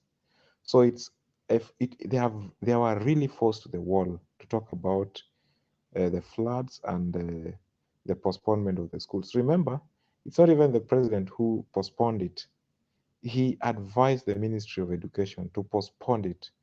So meaning that he didn't want to declare the state of emergency, because declaring a state of emergency would show how unprepared you are. Therefore, you need to seek for the international support. And the president doesn't want to show the world that this is what is really happening. But of course, people are really, really, really suffering in our homes. I'm a Kenyan. I have brothers and sisters who are Kenyans. They are Kenyans who are, I mean, these are Kenyans who probably they don't have jobs. If they have jobs, then they are underemployed. If they are underemployed, then these companies are all submerged in water. Would you wish the government, I mean, the president to expose himself? He's trying to avoid that. But we want him to get more exposed, and then let's get to the reality that yes, this guy have failed Kenyans terribly, 99%. And of course, he has gotten exposed. In as much as he doesn't want to talk about it, already the world is still seeing what is happening in Kenya. Kimanzi, and my co-host, I believe you really see the reality and you will stand by me. And if anybody is to go against what I think, then definitely you are not Kenyans. Thank you. Thank you so much, Kevin. And that was nice. Black is saying, does everything have to be politics? There has no leverage of forcing government to make the decision to postpone the school's opening. That is a comment from Black. And again, TRM is saying it's like a temporary school that provides education until things get back to normal.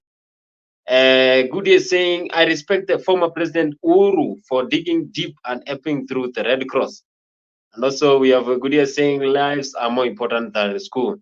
And I think Goody is answering the question whereby Zalendo was saying the school should remain closed until further notice. You lose your life, you can get it back while you miss lesson or school. You'll get them back. So Goody is saying President Uhuru Kenyatta did a good thing by making sure he embraces and he supports the Red Cross, because we have been seeing a lot of people being helped by the Red Cross.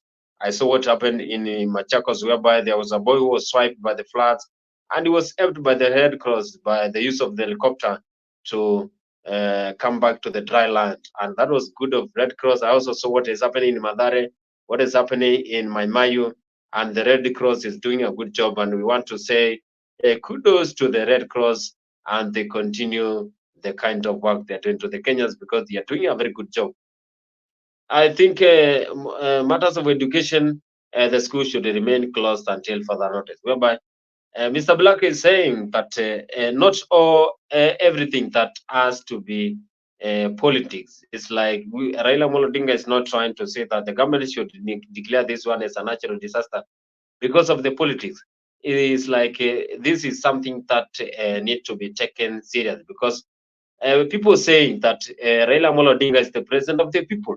So he's coming there to support the Kenyans who are the wananchi, to pressurize the government so that they can help them.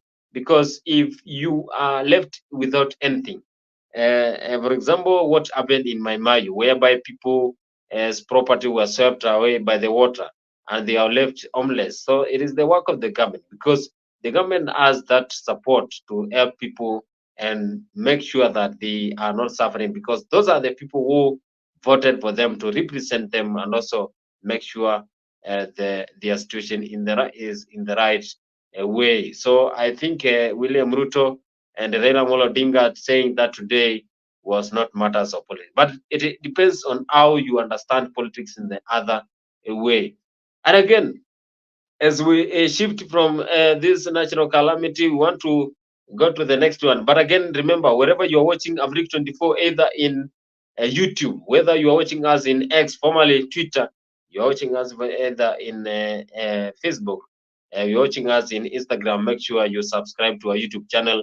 There we have a lot of news whereby we update you every day, any news that comes in our country, either in East Africa and also Africa. Africa covers the whole continent of Africa, and you can get the news either way. You will also be updated in AFRIQ24. Remember, also we have a lot of shows here. We also have the bed of roses. Here in bed of roses is whereby you have problems with your partner, you have problems with one of someone you are getting. Then here in bed of roses, it is where we discuss, and also we tell you that you have problems we solve them. Your problems with your love, and then here in Bed of Roses, we discuss you, and we have the best host there, MC Jesse and Annie. They are there to help you.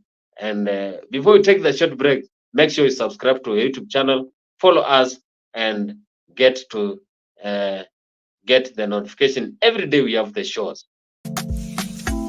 Join us every Friday from 8 p.m. to 9 p.m. for a captivating journey into the world of love, relationships, and romance, presented by the dynamic trio Maggie Knox, MC Jesse, and Annie Waweru. Bed of Roses promises to be your weekly dose of heartwarming stories, insightful discussions, and expert advice on matters of the heart. Whether you're single, in a relationship, or simply love a good love story, this is the show for you. Don't miss out on the chance to unwind and indulge in the joys and challenges of love, all brought to you by our talented hosts. Tune into AFRIQ24 every Friday from 8 p.m. to 9 p.m. and let us guide you through the enchanting world of Bed of Roses. Subscribe now and mark your calendars. You don't want to miss this. See you there.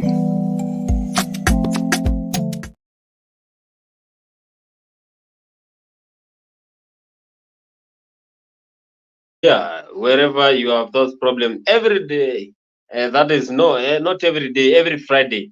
Make sure you have a date with AFRIQ24, and those are the hosts that are,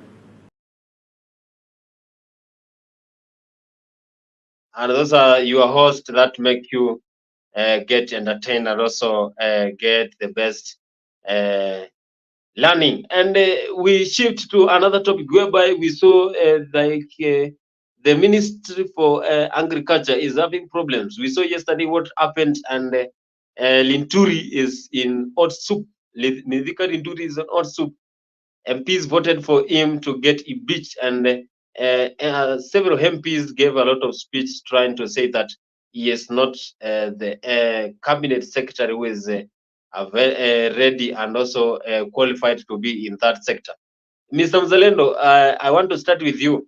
How did you take that situation whereby the MPs voted directly to impeach the ministry, the cabinet secretary for agriculture? Anyway, thank you. But there's a video somebody has just sent it to me.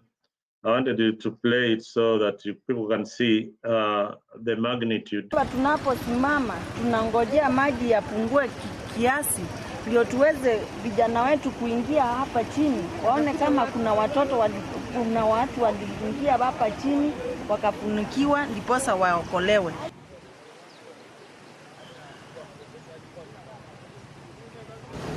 Karibu 20 waliweza kuzombwa na maji, 11 wakaokolewa.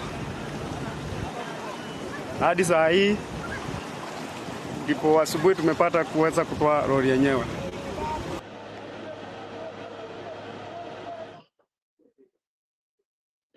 So I mean, that is the kind of situation the country is in. People have been killed. I look at the scenario. People are so desperate. Some bridges have been washed away. So when somebody is telling you that people to get to schools, some schools in some regions to be opened, they have to be informed that some of the roads are impassable. Some of the bridges are not even there. For people to reach the other end. So it is a crazy situation we are in, a situation that we've never been in. So that is something that we need to look into very, very keenly before people rush into making decisions like TSC maybe opening school or the minister trying to open schools. Now on the issue of who is this guy, Linturi? Linturi is just a matter of being honest and being a man of integrity. If he is found guilty, that his department is a CS for agriculture, were not able to, were selling fake fertilizer to Kenyans, then he should resign. That is what good leaders do. But in Kenya, we don't have that kind of leader. Most of these people wait until they are sacked. I believe there is a cabinet reshuffle that is looming, and people like Linturi will see the door.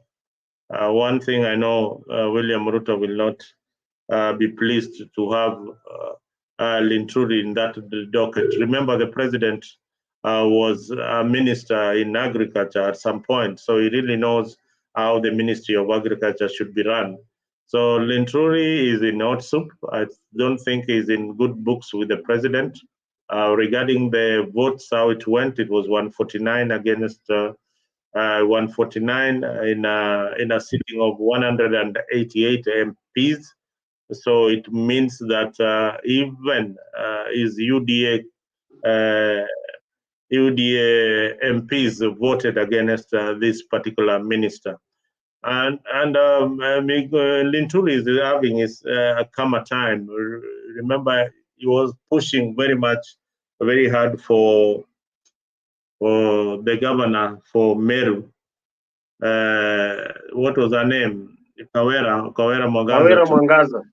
Yeah, to be impeached. So I think Kawera Mwangaza is smiling somewhere. He's smiling somewhere when he sees the predicament of one Linturi. So Linturi should just go home. He's just wasting taxpayers' money with a lot of investigation. William Ruto, the president, should act.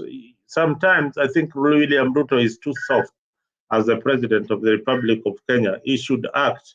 He should act. Some of these ministers should go. I don't know why he's wasting time. We have seen ministers being sacked. You don't waste your time with useless ministers who cannot perform.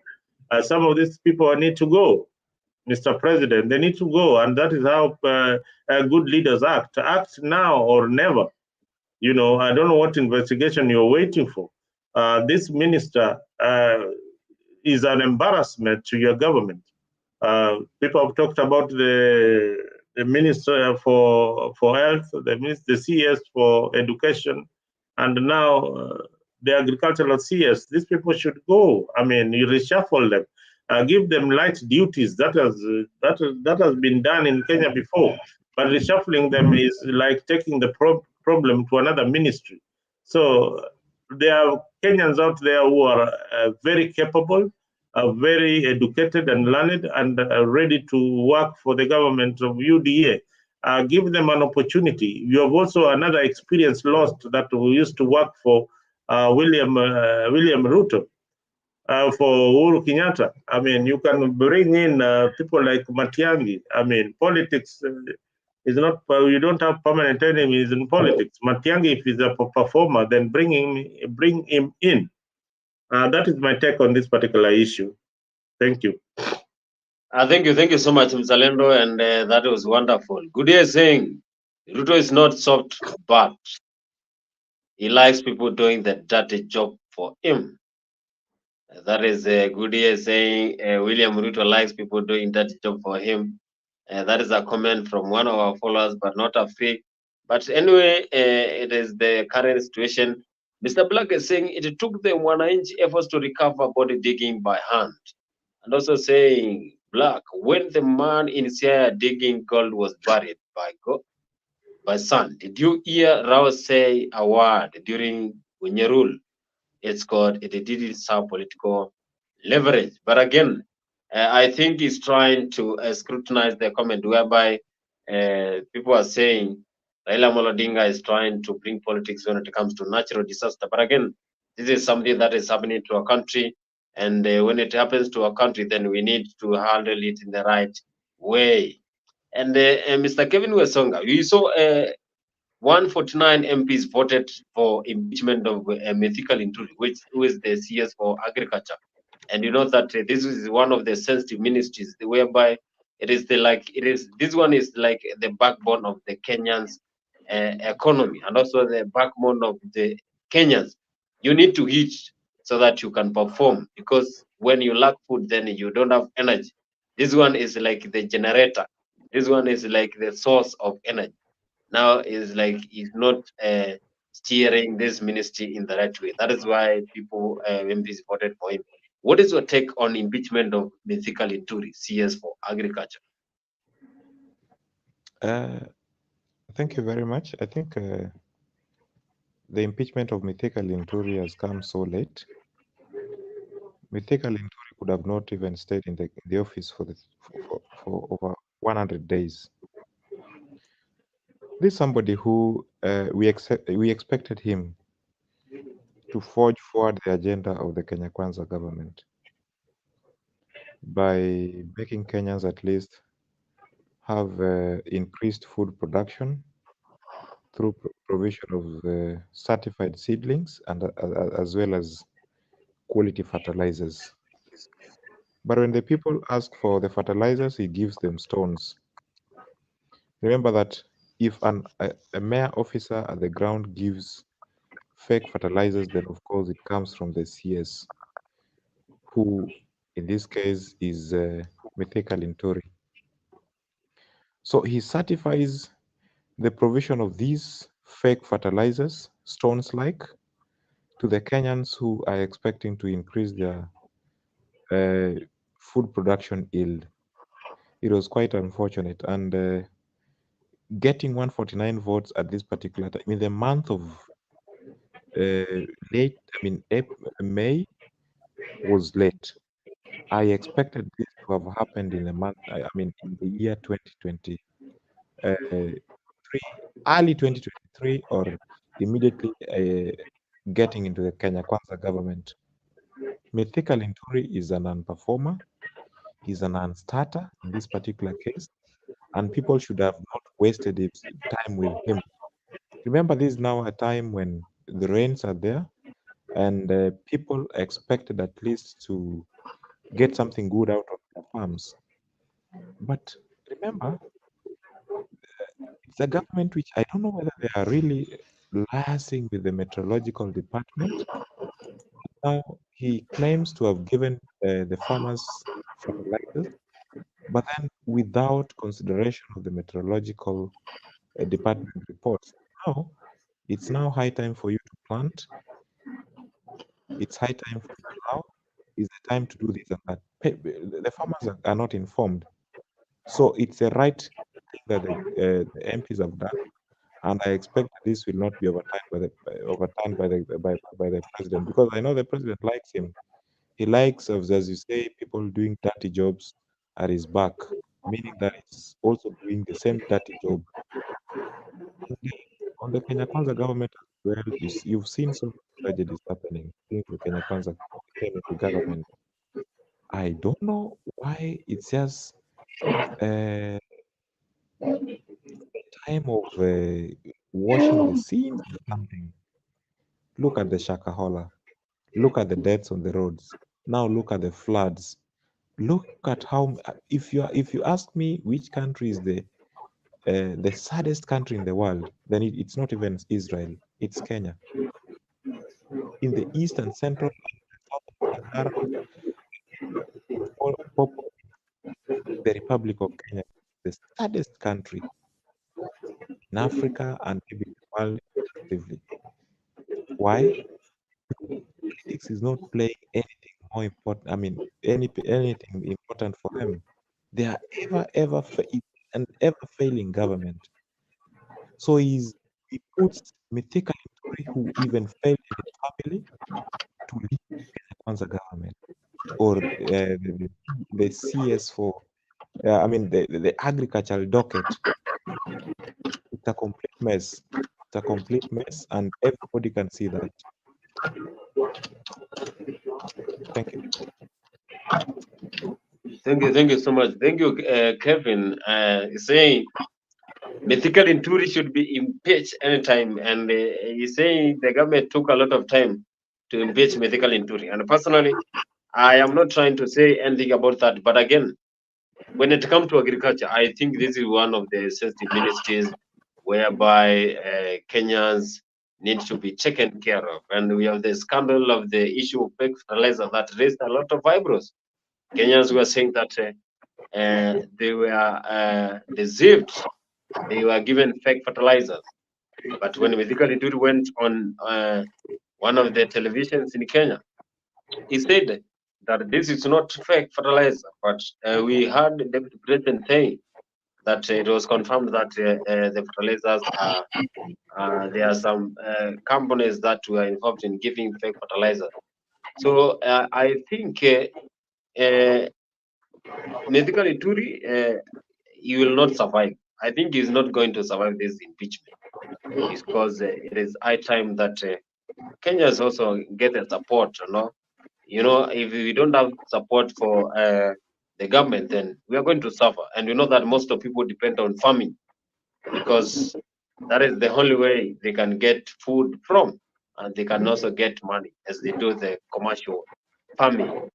So Mithika Linturi is going home. And Mzalendo, do you think President William Ruto is going to accept this one, or maybe some of the government officials are going to back Mithika Linturi? Let me elaborate.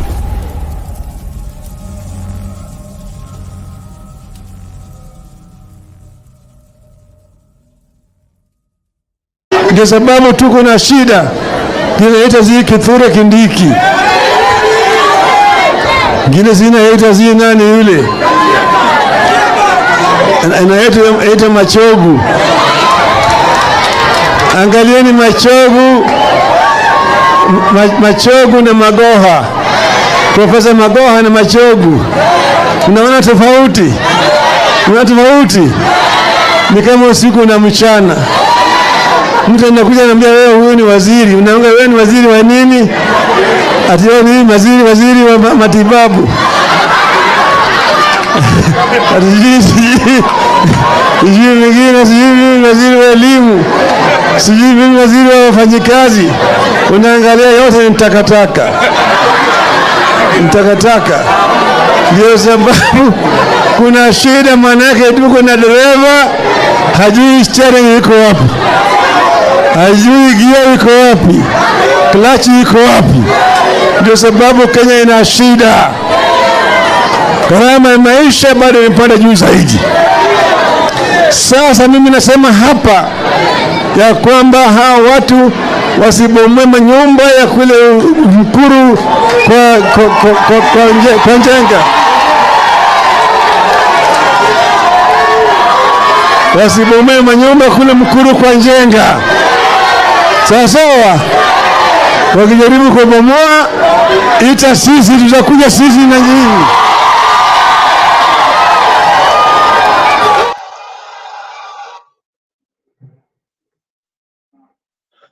I think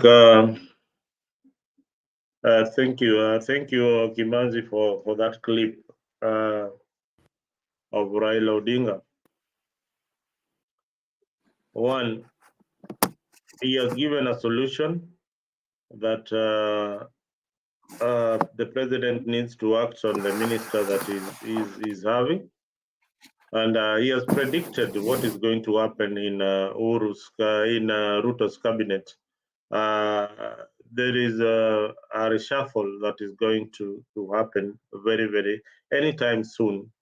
Some of these people will be swapped because Ruto himself complained that some of these people are politicking more than doing work for the people who elected them or put them in office.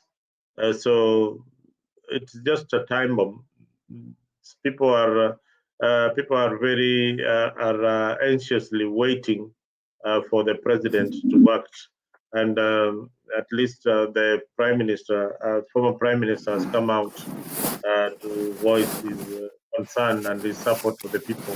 What I don't agree with him is that allowing people to stay in those slum areas and it is raining heavily and people are losing life, it does not make sense to me. What he would have said is that the government should look for them alternative settlements wherever they are, for those who are affected by the floods, saying that if the government demolishes those houses, they will rebuild. that is just politics. He needs to look for alternatives for his supporters and his people. So that is my take on that particular issue. We had mentioned it before. Some of these ministers need to go home. We don't need to waste time with them anymore. And we also need to jump into the counties and see why the President of the Republic of Kenya is handing them more money into their coffers, yet they are stealing a lot of money that is coming from Treasury. Most of these countries cannot account for the billions ever since we started devolution. I personally, if you go to all these counties, I mean, very few of them, you'll see that devolution has really made an impact.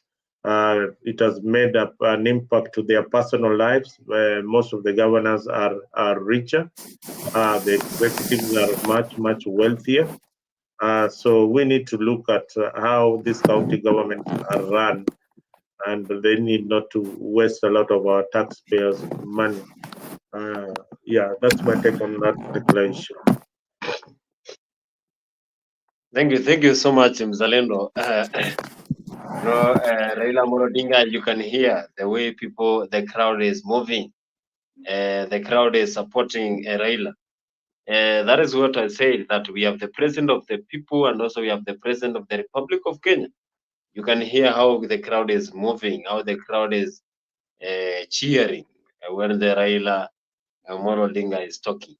So it's like Raila knows that the government is composed of some of cabinet secretaries who are very lazy, and the medical Ituri, I can say that some of them are trying, but others are not even doing the job, and that's why yesterday we saw medical Ituri trying to be impeached by the MPs, and I listened to MP Ochendo Molo how he was saying, and also Apio and I what they were saying about the impeachment of medical Ituri, and that is true that if they support him, I had minority leaders trying to support him, but again, that was so contrary to what others wanted. That is why we had the heckling of MPs in the parliament. And Moses Wetangula, was the Speaker of the National Assembly, had a tough time when he was trying to control those MPs because they really wanted to impeach basically Ntuli. So, Kevin Osonga, you said that the government took a lot of time to impeach basically Ntuli. It could have done it last year, earlier. But again, Linturi is one of the CS for William Samoei Ruto. Do you think even CS for Eod, who is Susan Nakumicha, is also worthy to be beached, Kevin? First of all, I disagree with I completely disagree with Mzalendo on his idea of resettlement of the affected people in Nairobi. Kevin, you're not very audible. You are whispering. We can't hear you. Sorry for that. I think it's just because of my mic. Can you hear me now? Well, maybe the host to confirm. Can you hear what Kevin is saying? Kevin, we can't hear you at all. You are whispering. You are very far away from the mic. Is it okay now? Yeah, you're very okay now. Yeah. Very good. I think. Sorry, everybody. I completely disagree with Mzalendo on the fact that the affected people should be resettled, because we've had a lot of land disputes within Nairobi, and this would be another scramble for Nairobi. If you look at Mukuru kwa Njenga, Mukuru kwa Ruben, those slums, definitely the political bigwigs would definitely resettle themselves into those places once the people leave those places. If I'm to ask where would these people go to? I think what we need for Nairobi is just Nairobi should be put as a sustainable city. The government needs to hire qualified people, qualified engineers, and you come to realize that so far, no one from National Environment Management Authority have talked about the menace or the floods itself, because when you are building any structure or any building within the city, it has to get the approval of the NEMA. So where were these people who could not even who cannot give us the environmental impact assessment on the city of Nairobi? They are completely quiet. They are adamant to utter a word, but the only words we can hear are political bigwigs. So in as much as Raila Odinga has talked about some of these issues, we ought to have heard from some of these government agencies who are completely quiet on the same. And looking at the reshuffling of the CSS, that is not the alternative. Completely. If you ask me from where I sit, it's not the alternative for the betterment of this government. William Samoei Ruto employed incompetent CSS who masquerades to be well qualified for the same. But I can tell you, somebody like Machogu, you put him in the Ministry of Education, somebody who has been a DO, has been in this political arena, and then you want him to lead a serious docket as Education Ministry. It can't work, and it will never work. Mentioning Matiang'i on this would not be a very good example for us. Maybe the late Magohas and the rest could have been better. But putting people like it's just a cycle of these sycophant leaders. So Nakimencha is not something about Nakimencha is not somebody to talk about. Who is Nakimencha in the? I mean, being a CS, an incompetent individual. I completely disagree with that. And such kind of people should have gone home, not even tomorrow, but yesterday. So given a forum whereby the citizens can impeach these people, I would be the first person to impeach Nakumincha, because he's making the health docket appear like we are yet to get our independence. So he's doing nothing. Let him go home, pack and go home before the impeachment comes in. Thank you. Thank you, Kevin. Well, Kevin has brought in a very interesting point there, that people who are living in these areas should not be resettled. Then I asked him, does he believe in the effects of climate change? And does he believe in, that the slum areas need to be, need to find some decent settlement somewhere? Or will they be living in those slums forever? This area itself, Kevin, is already flooded. So why are you telling these people to go back there? Or what are you trying to say?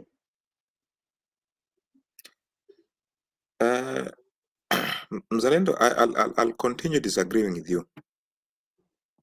These are parcels of lands of people who have really struggled to get them. And I know our political leaders. Once you leave your place, once you leave your, 40 by 80 square meters plot for even 2 months, you know the kind of leaders, the kind of leadership we have in Kenya.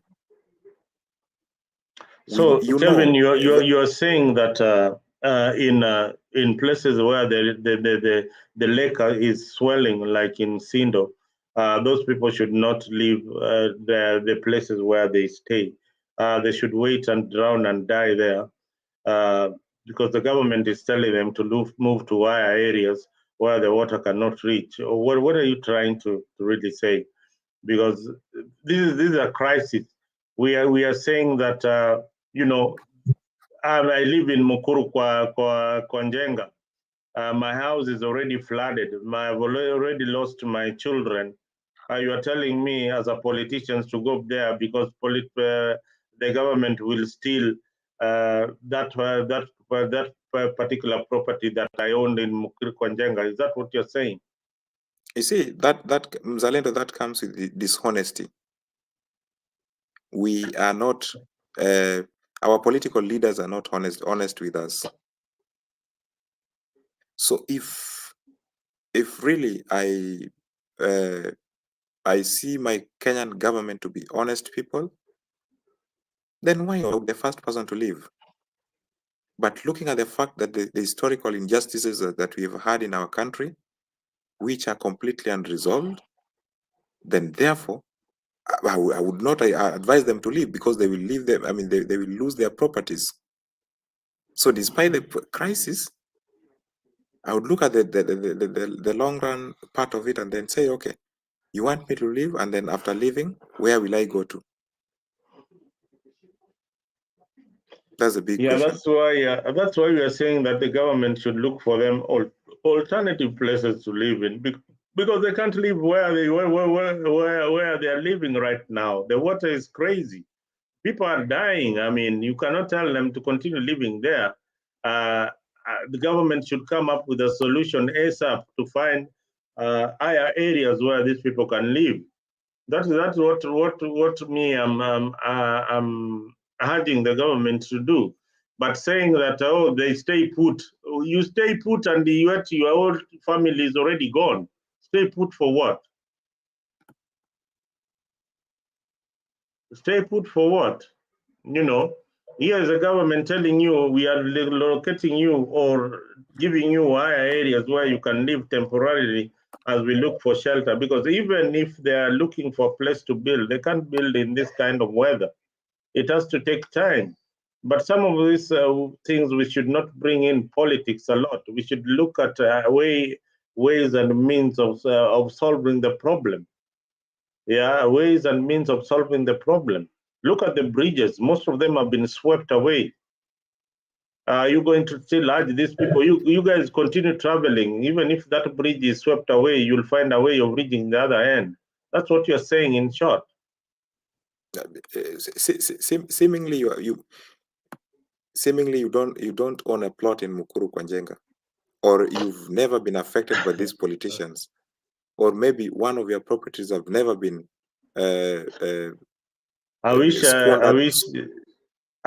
squandered by the government. But if you have the feelings of these Kenyans who have struggled to get their plots, who have struggled even today to get title deeds for their plots in Nairobi, then definitely you could not leave your plots. You would rather die there other than to leave it. Because, I mean, tell me, where did the Kenya Kwanza say they will relocate the people who are suffering in Mukuru-Kwanjenga, the Athi River and the likes? They are telling them to move to the higher grounds, but then higher grounds which belongs to who? It belongs to individuals.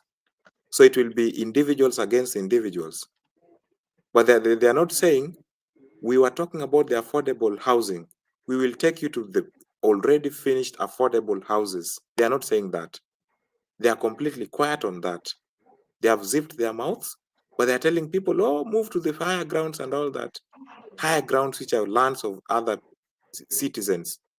And then you leave your place. Then what next? The question is, what next? So I would urge them not to leave. They should not leave. Let them stay put.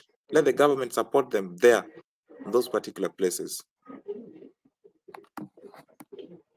Wow, that is to me, that is still interesting. I wish we could play a clip.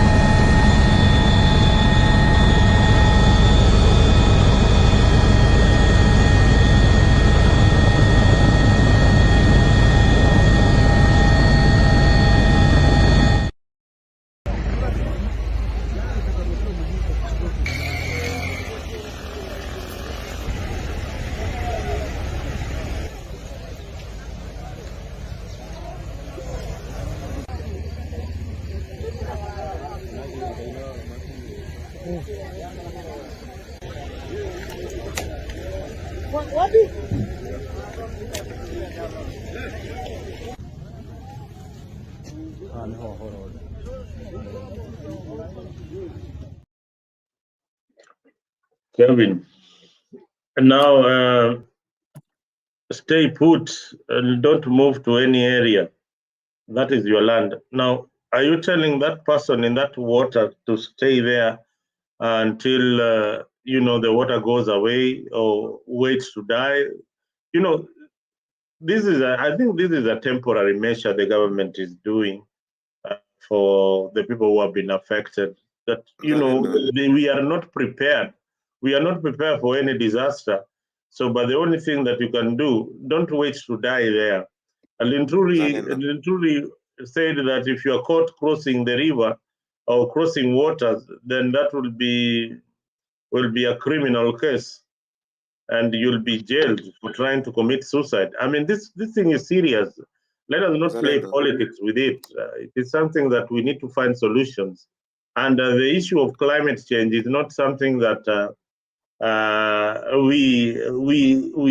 is new to us. It is something that has been there, but although we don't know the magnitude of climate change, countries that even in the first world are affected by this crazy weather, and governments have to deploy and use resources, a lot of resources, because they don't anticipate such weathers to happen. That is why it is called climate change mitigation. So we need to really think, and because these situations will happen in the country tomorrow, the day after tomorrow, but we don't know when. We have to be prepared. But those who are living in near the riparian areas, surely they need to move out. They need to move out. They need to move out. I think I'm one of the victims who are nearly swept away by the water in my residence, but luckily it didn't affect me so much. But I can tell you that it is a serious thing. It is very, very serious. The videos that you saw there is areas in Utawala and and its environment. Nairobi is almost being submerged. Cities like Dubai, they have never seen anything like this. Dubai is an artificial city, so you can imagine they created an artificial city. The rivers are now looking for their path in that artificial city. So you can imagine the magnitude. So government needs to do something. You cannot start blame games. These blame games will not take us anywhere. Very good. I think now you've said it. You've hit the nail on the head. That the government should look for ways on how to support the people.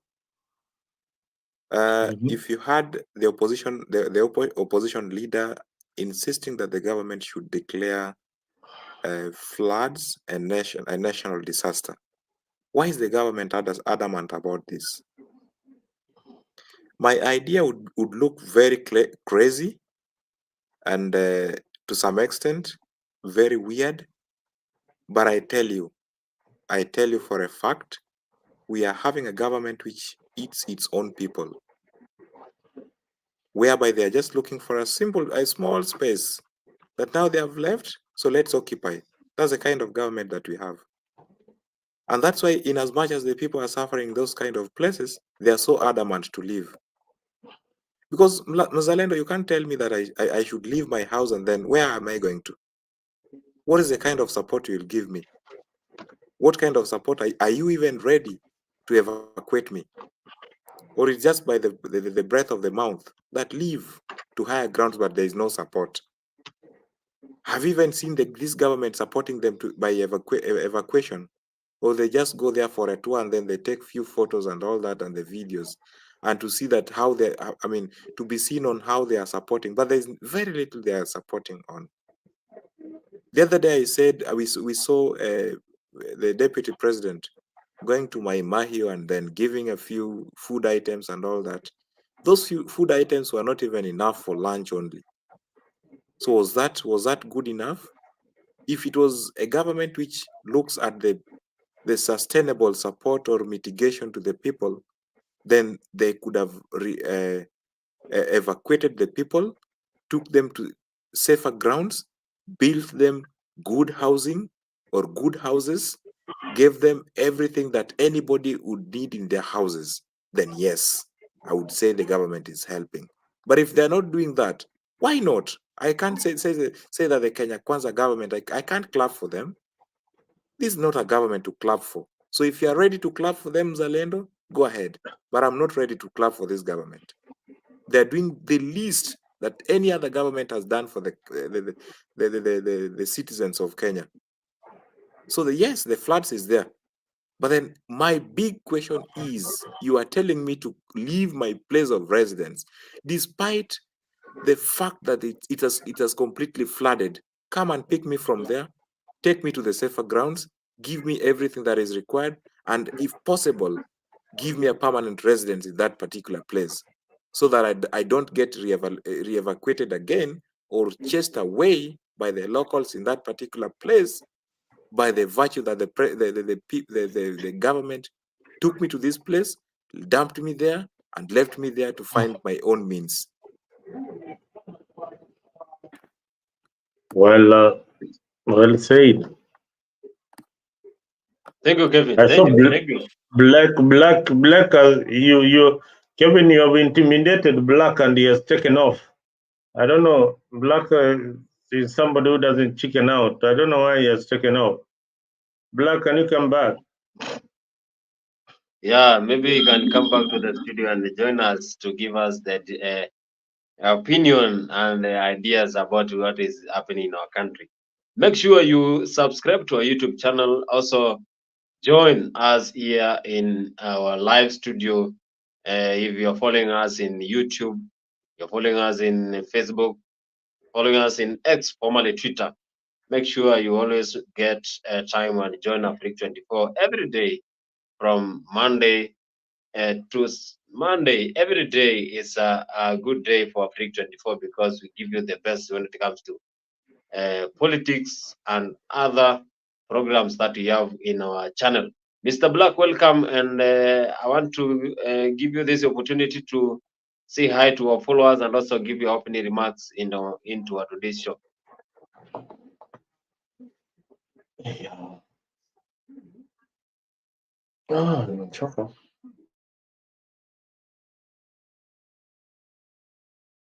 Mr. Black, are you there?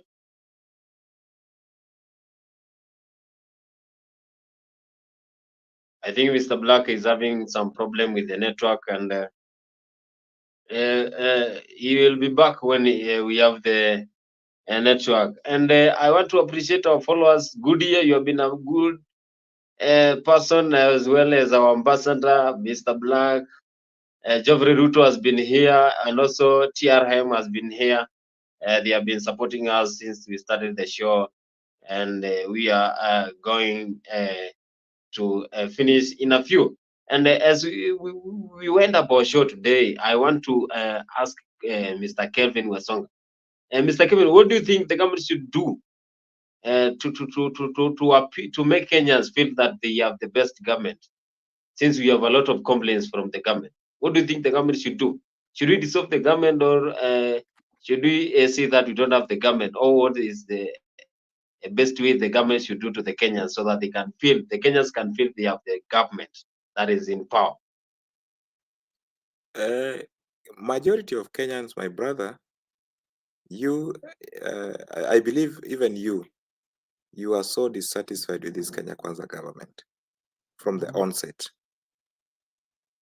I was so dissatisfied with it, even from its manifesto. I never voted for it, and I don't see myself voting for it. Unless this government changes their development agenda, then I would rethink my mind and say that the Kenya Kwanza government is doing well. So, despite the fact that I never voted for them, my fellow Kenyans voted them in, and then they formed a government. Now, they are in government, they have been given a chance to lead, but they are not leading. What they are doing is some play games with the Kenyans and politics all through. but there's nothing credible that you can say that the Kenya Kwanza government has done this. Look at the Kwanza cities and the Tatu cities and their good agenda on the internet, their good agenda on medical health and all that. These things are not working. The reduction of NHIF to 300 Kenyan shillings. These things are not working, my brother. There are no drugs in the hospitals. There are no school capitation, enough school capitations. You see, the other day, schools are struggling to feed feed their children. You see, the hospital, there are no drugs. Doctors are crying. Teachers are crying. Farmers the other day, they were given fake fertilizers. Lecturers on the side are crying. Poor payments. There are no jobs. You see, affordable housing has caused a lot of another danger.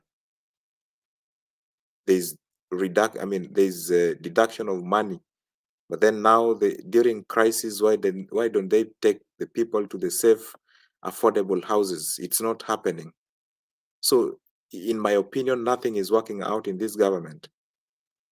When nothing is working, what is required is that the government should be disbanded and a fresh general election to be conducted as soon as possible. So the like-minded, if you feel like you're competent enough to lead the government, let's have a fair contest and let's go for a fresh elections so that we can have leaders who can lead a country. Once we have the elections, we go for a pure vetting. Let's have cabinet secretaries who are capable and willing to work for the people of Kenya. That is what we need we need for Kenya. That is what will cure us from this menace. But if we continue like this, then we would definitely be the poorest country in the world. That's my take. Thank you so much, Kelvin. And Kelvin is saying that we should start afresh. We should go back to the ballot, vote, and get new leaders because our country is not being led in the right way. In 2017, good day say in 2017, UK Minister for Africa, Vicky Ford, announced 17 million US dollars for drought and floods in Kenya, Somalia, and Ethiopia. The British Islam were in Tana River County and the Garissa County for 4 days ago. So it's like the support that we have been getting from the UK, and also we have been getting support from abroad. Some countries have been supporting Kenya in every dimension whenever we have problems. But now the problem is when we get the money, when we get the support from those countries, when it comes to the country, and the problem is how the money is going to be disbursed. Now the problem of corruption erupts in our country, and that is why we are still suffering. And I think until we understand what we need in our country, then we will suffer forever. Mzalendo, what is your take about the government? What do you say about what is the situation in the country? Can we go back to the ballot and elect new leaders? Since we have a lot of complaints about the government, even the cabinet, even the president, would you like the citizens of Kenya going back to the ballot and voting afresh?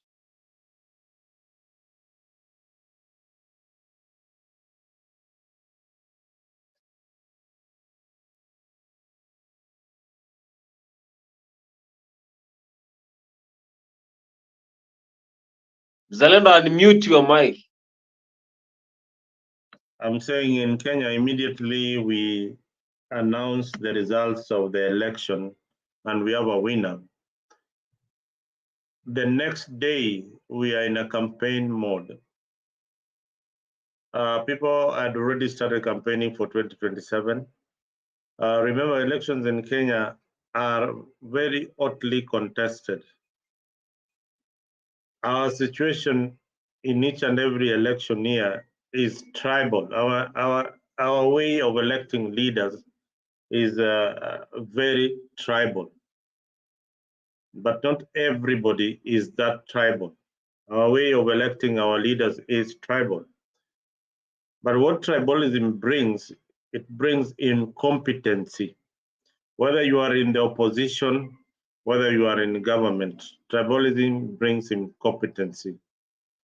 Having said that, even if we had an alternative government, within the 2 years of that government being in power, what measures would they have done in the case of the El Ninos that are happening? These situations cannot even be mitigated with the first world. It is something that needs a lot of brains to come together and see how, and even financial support from the donors. We don't have the capacity to deal with this kind of disaster. Leave alone fire. This is water. What about fire? You have seen the fires that happen in Kenya. If in other parts of Europe, can a country like Kenya deal with that kind of fire? No, we don't even have the equipment in the first place. And when people are talking, remember we have devolved governments. What are the functions of devolved government? What are they supposed to do for their people? We need to scrutinize whether devolved governments are really beneficial to the public. Because if the health sector is devolved to the county government, if they have a budget for disaster, and some of these counties are led by opposition governors, their counties that are really led by the opposition. What have they done to show that they can also deal with disaster? These are some of the things that we need to look into. Ruto's government should not continue pumping money to county governments to loot. We have got a lot of problems that are affecting this country, the doctors' crisis. That should go back to the national government for them to be paid their salaries. So we need to really look into whether these devolved fund governments are helping us in any way. Yeah. Urban migration. Look at how people are moving from the rural areas to the urban centers. This is an uprising of slums in most of the cities. We never used to have so many slums. Today in Kenya alone, you can get over 1,000 slums. In Nairobi, I don't know there are how many. Each and every year, there is a slum coming up. Then you say that, these people really struggle to get their land. To get land in Mukuru kwa Njenga along Nairobi River, you just kunyakua. And Madare, for example, look at that area. Madare area 4, if you go to such kind of place, there are landlords there who are collecting land, but are those places good for human beings to stay? Not even animals can stay in such areas. So the government needs to do something, and I agree it is high time that those houses should be developed, whether we even for free. Yeah, those social units should be developed for people to move in. Now, what good governments do at times like now is that there are probably rental properties elsewhere within the city. I urge the Nairobi County government, the governor, because this is where they get the advice, and this is the real advice. Get the houses that are ready to be occupied, ready to be rented, maybe at a subsidized cost, and rent it for the victims temporarily. You cannot put them in cartons and in tents with this cold weather. Get for them houses. Rent for them those houses for the time being, so that they can have some decent place to live in. After all, their property is all gone. That is what a government should do at this particular time. That is a solution from me. Thank you. Thank you so much, Mzalendo. Thank you so much. And those are the segments given by Mzalendo. A good day is saying changing the government in Kenya will never work because we are used to corruption. We are born corrupt. It's how fast you cleanse yourself from corruption. Yeah, I think the main issue in our country is corruption because people who are corrupted, even the newborn, are even corrupted. It's like this is a lineage whereby everyone is born corrupt. Because personally, I tend to believe even me when I go to those positions, I will always be corrupt because I want to get those money. Because if you are not full, you will not help those people. So what I can say is that people need to avoid this kind of corruption, need to be good leaders. Because, but you can never get a good leader in Kenya because everyone want to eliminate poverty in their region and they want to be successful. That's why when you elect them, we end up suffering. Mr. Black, are you there? I want to welcome you as you give your opening remarks, but it's a bit late as we are trying to terminate our show. But thank you for joining AFRIQ24, and you can give us your remarks on AFRIQ24. I think you have been following backdoors. I hope you can hear me. Am I audible enough? Yeah, very audible. Okay, good. Okay, thank you. Now, first of all, I want to say thank you to the panelists and the viewers wherever they are. I've been following the show from the point it started until now, and the things that I agree with the panelists, and there are some that I disagree with, and I'll try to outline those key points.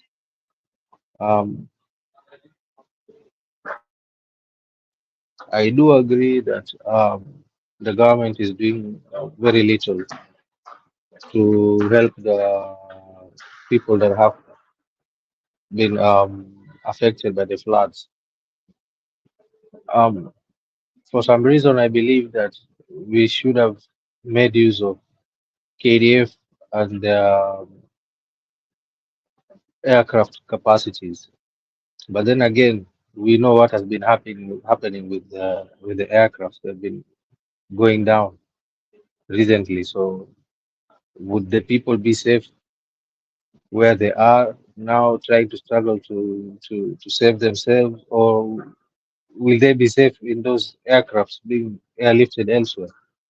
Now, that's a question we should also ask ourselves. So, by the time we are saying government should give them somewhere, where would this somewhere be, and how would the logistics be done? There's so many things to consider. As much as many are saying that we should declare a national emergency, I think it is far too early to do that. But as far as the government's efforts in helping the flood victims, I think it's a little bit less. They can do better than that. That's what I believe. And in matters to do with the schools reopening, I think the decision that the government made was good, and it was for the best interest of the children, which was good. I applaud them. And if anything, until the point that the weatherman says that the weather is good, I think they should just remain closed. That's what I believe. When it comes to matters to do with Masho and Nakumicha, I don't know if someone said here that Nakumicha is a what do you call this? She doesn't meet the standards to be a CS. So I would want to ask, I mean, what standard does he measure this? I mean, by what stance or by what standard is he measuring with to come up with the notion that Nakumicha is not good enough? Because I think when you look at her credentials, she's been in the medicine field for a while now in pharmaceuticals. It's not that she just came from somewhere and akatupa tu hivi akaingia from nowhere. This is someone that is well learned, and she's played a big role in American University, not kusomea American University, but something to do with the research, um, something to do with the research for our university in the US. So si mtu mwenye ametokea tu from nowhere. I think she has good management skills. That's what I'm trying to say. So we cannot judge her by the fact that the doctors have striked. No, that would be entirely unfair for that. Because I think doctors have been striking in all governments. Wanakuanga wakistrike. Even in the next government, you see they will still strike. They have this habit of trying to twist any government that comes in. So that is something that is not new to us. About Magoha, not Magoha, what is his name? Machogu. I would want to ask the speaker that spoke here, what has Machogu done to make it seem like he's not doing his work? Can he at least justify his statements? That's what I'm going to ask the question, and I'll wait for the response. Thank you so much, Mr. Blacker. And I want to hit the nail head. That is when we are trying to analyze the kind of leaders you want. I think we are now trying to be civilized, and we know that Nakumisha has been to those countries and he's been to USA. But again, you can be to those countries then. Whatever you have been learning, then now when it comes to real life situation, now try to apply what you learn in the industry. Now that is the problem. That is why people judge you, because you can be a professor, but when it comes to skills, you can be a mathematics teacher who has studied at Harvard University, but when you come to solving matrix, then you fail to solve the matrix or the quadratic equation. That is an example. So her going there then doesn't mean that she can be a good leader for the SCS, for the industry, specifically health sector, because even when now we have 2 years since we started this kind of government, and we can see the cabinet secretary who are trying, others are still hibernating. But we want to say maybe they are trying to adapt to this kind of government, and maybe they will be back at the end of the 5 year. That is when we have 2 months to the elections. Maybe they will be back to their work. But again, that was a question that was posed here by Kevin Wasonga, saying that she is not worthy to be a CS for health sector. But I tend to agree with Kevin. Maybe Kevin has some Can you other qualify? segment that he wants. Can you qualify? Can you qualify? You know, it's best if you, when you say something, you qualify that statement with something. You know, you cannot just throw in words without qualifying it. Qualify it by saying this person is not worthy due to 1, 2, 3, 4 reasons. Then from that point, that can be a point of discussion or a point of debate, right? Black. Now, can you say she is not worthy being the CS because the doctors have striked and they have not yet reached an agreement? Or what reason would she would you? Yes. Black, allow me to qualify my point by disqualifying your point. Some of us have traveled. You've traveled, my brother, but that doesn't qualify you to be the international or the immigration or minister, or that doesn't qualify you to teach or to teach regional integration, maybe at a university, just because you've traveled. That's not a qualification. So yes, I stand by the point that doctor strike is a very crucial thing for Kenyans, for millions of Kenyans. And you can't tell me that in the previous governments, doctors have been striking. I mean, whether it's from independence 1963 to date, doesn't matter. But we are talking about the Nakumincha of the Kenya Kwanza government. That's the only Nakumincha we are talking about. I'm aware there have been doctor strikes, and we've been posing these kind of questions to the previous CS for health ministers, including Anyang' Nyong'o previously. The other time, doctors strike during his regime. You remember that? Okay. So saying that doctors have been striking in the previous years, even in the coming years, that's a complete fallacy of ignorance here.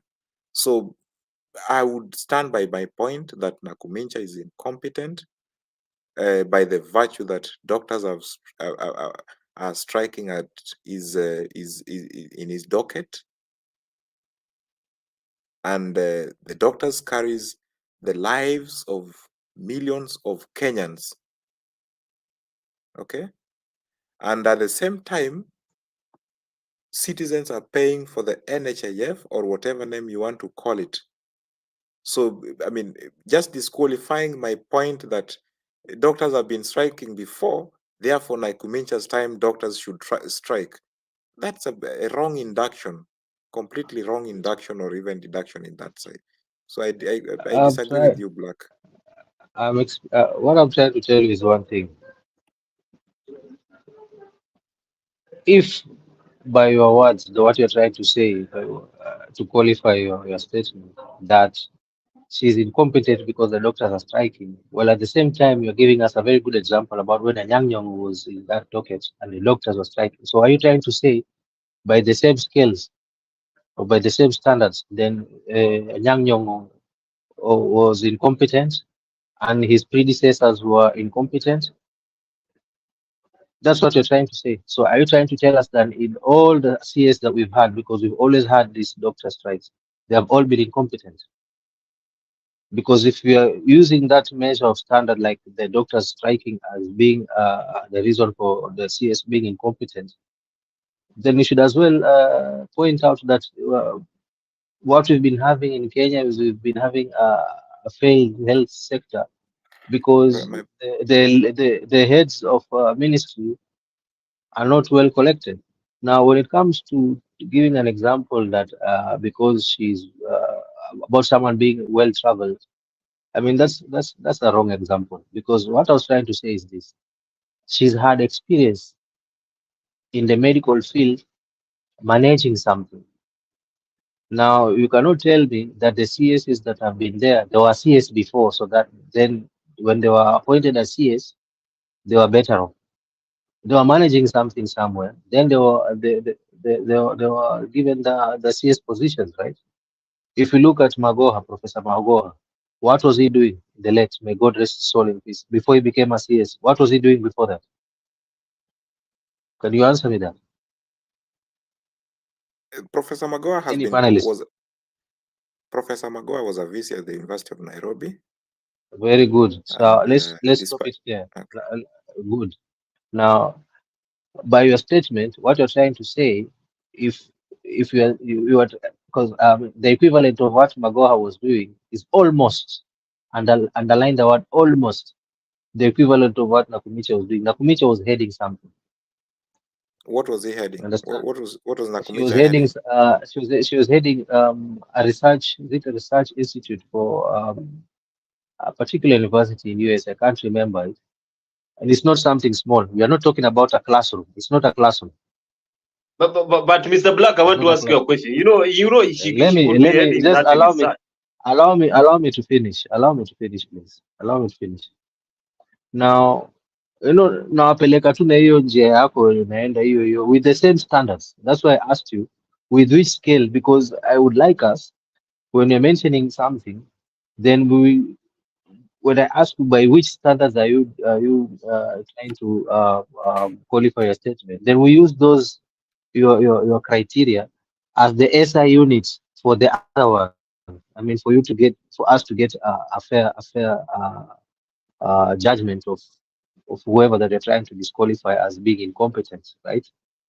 So that's why I brought that example. If Magoha performed well, which he did, and may God rest his soul in peace, but he was not a CS before that.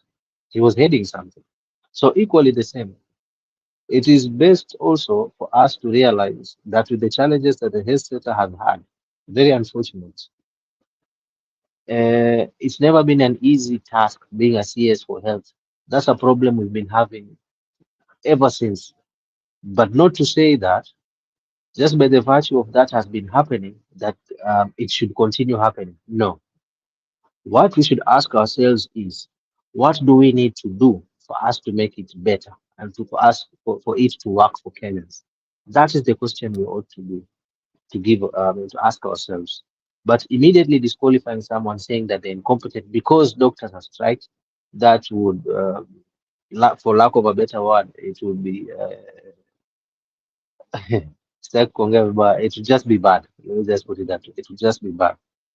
For matters to do with the NHIF, I think we've known years now. I mean, it's like forever. NHIF has been a big milk. I mean, it's like a cash cow.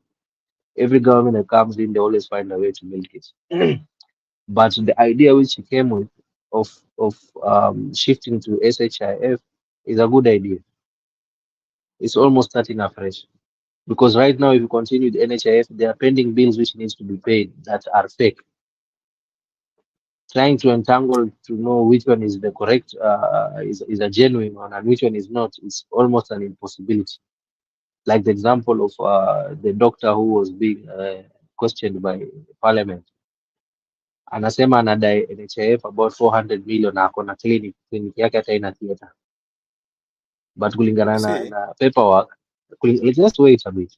Kulingana na paperwork, he has performed a considerable number of surgeries, operations in his clinic. How so? So these are the fundamental questions that we need to ask ourselves. How did we get into this mess and how can we get out of this mess?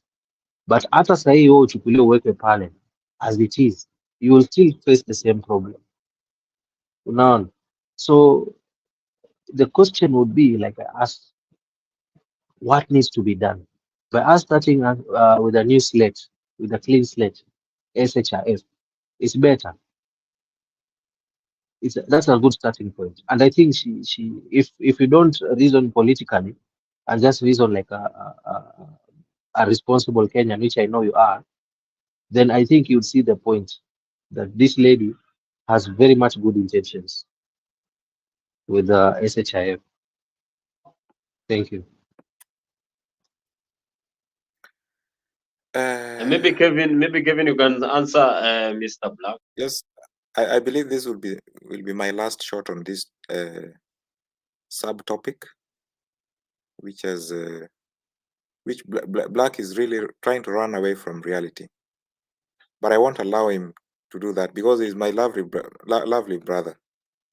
He's trying to deny the fact that a CS is underperforming in his duty, in her duty. And he's trying to give her a very silver coat to make her appear like the darling of this Kenya Kwanza government. In fact, at the brink of time when people are losing their lives in a tragedy and emergencies are coming up and there are no doctors in the hospital. And at the same time, he's saying that despite that fact, we still say this Nakumincha was leading a very big organization, whatever it is, research in America. Therefore, she's very competent to lead this serious docket of health ministry. It's a fallacy, I would say that. And I stand by the fact that giving Nyong'o's example was based in your idea that even in the previous governments, doctors have been striking. But have Kenyans been happy about that?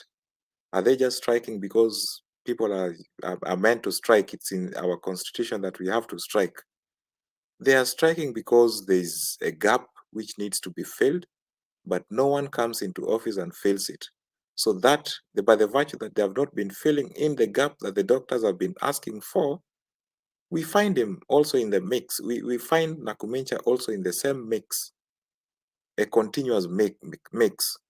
Even in the next one, if he comes in and he doesn't look at the requests tabled by the doctors, we would call that person also incompetent. Whether it's you, Black, whether it's me, Kenyans will call me the same thing. So I stand by the fact that this lady should be in the line of impeachment after Linturi. let her also come on the table and tell us why we don't have doctors in the hospitals, where we don't have enough medicine, even in my village dispensary. We are paying taxes, you and me and everybody else, and therefore we want services that commensurates to the amount of taxes that we pay as Kenyans.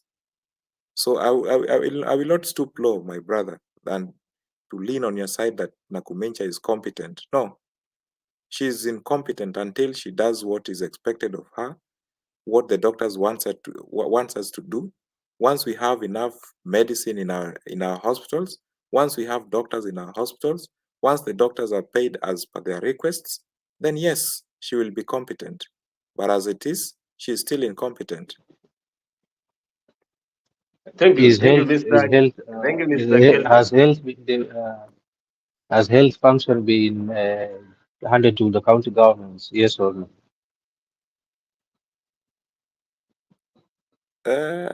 Simple question. Nakumencha is in a government that you support. Devolution was devolved. I just asked, is health devolved or not? My brother, it will lead to the either yes or no in the long run. Yes, but because it's a simple. No, it's either devolved or it's not devolved, right? Black, you've asked me a question. And I will if it answer is it. devolved, we know who's responsible. No, yeah, that's one. Yeah, I'm just Black, giving. It's a question that has Black, two you've asked me parts. a question. It's a question that just a minute. But I will. Yeah, no, just a no. You minute. see, I'm just so that you are. I'd you like see, you to my answer brother. two questions. I will. I'd I just will like you not to go answer by. two questions. I will not go by Is the it Occam's devolved? razor. If yes, if yes, then who it is? Who's supposed to lead? If no, then who's supposed to lead? That's the question I wanted to ask. It's in two parts. It looks as a very simple question, but I mean I am adamant to go by the Occam's razor of saying yes or no. Unless you give me time to explain my yes and my no, then I would definitely tell you yes or no. So yes, the health ministry is devolved, but then under the same umbrella from the top with one CS who is none other than Nakumencha.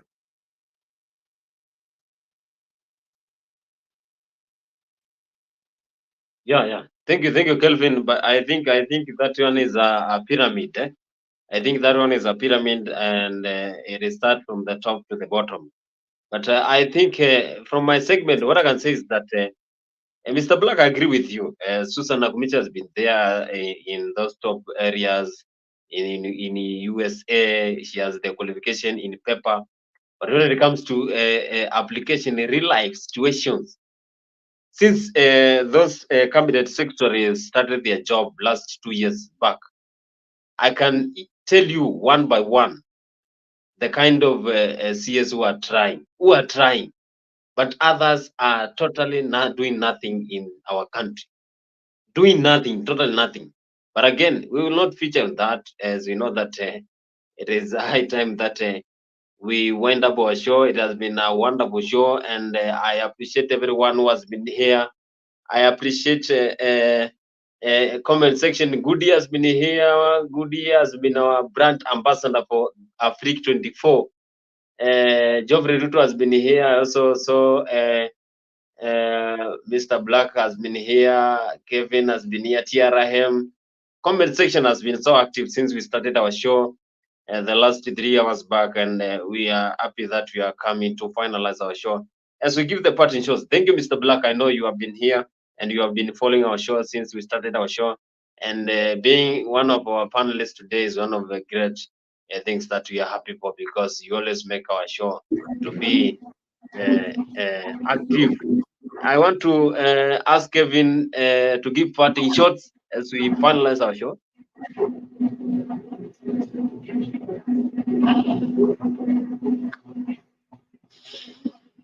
Well, before Kevin, Kevin gives a parting shot, I know you are sleepy, my brother. You you're working past your hour. Maybe just to add on what the debate has been about is that there are functions which have been devolved. Counties are receiving a lot of money in some of these counties that have been devolved.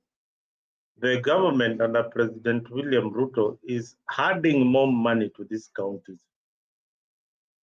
As vile zinatumiwa pesa ndio vile wanaiba hiyo pesa. That is the sad reality. Now, both sides of the government is represented.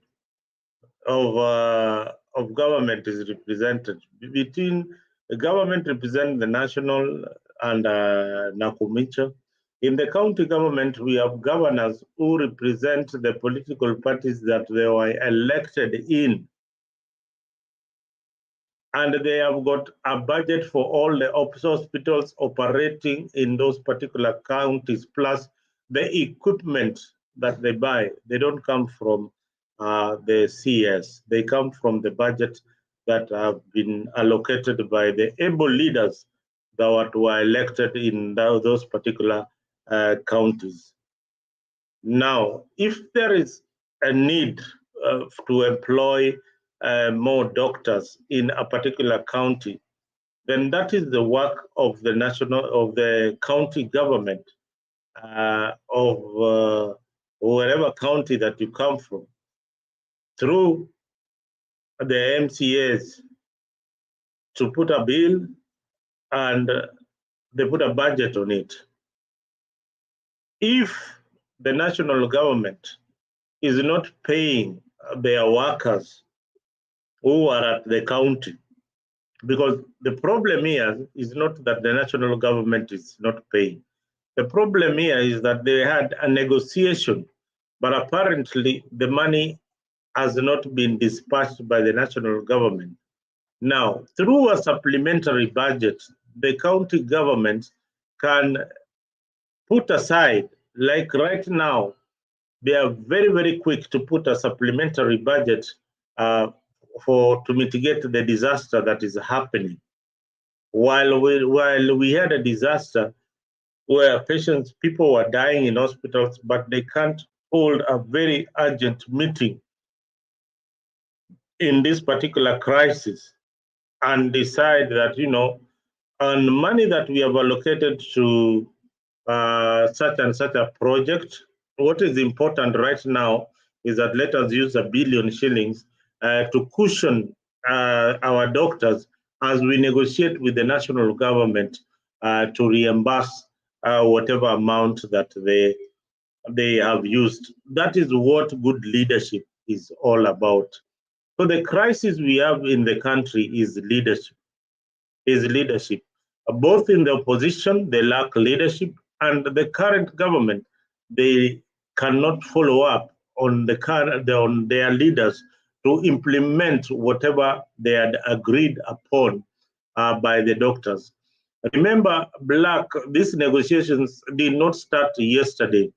It is something that was agreed upon by the previous governments of Mwai Kibaki, then Uhuru Kenyatta and William Ruto. So William Ruto is very much well aware of what the doctors wanted. And when he took over the presidency, he ought to have known very well that, this crisis is coming. This crisis is coming. The only problem is that politicians in Kenya politicize some of this situation without coming up with a solution. So we want to give them a solution. The county government can pay the doctors that they have. And interestingly, they will not even have more than 5 doctors in most of these counties. They have less than 10 doctors in almost all the counties in Kenya. Apart from the ones that are probably in the urban centers, the county governments in the rural area, they find that the doctors there are very, very, very, very few.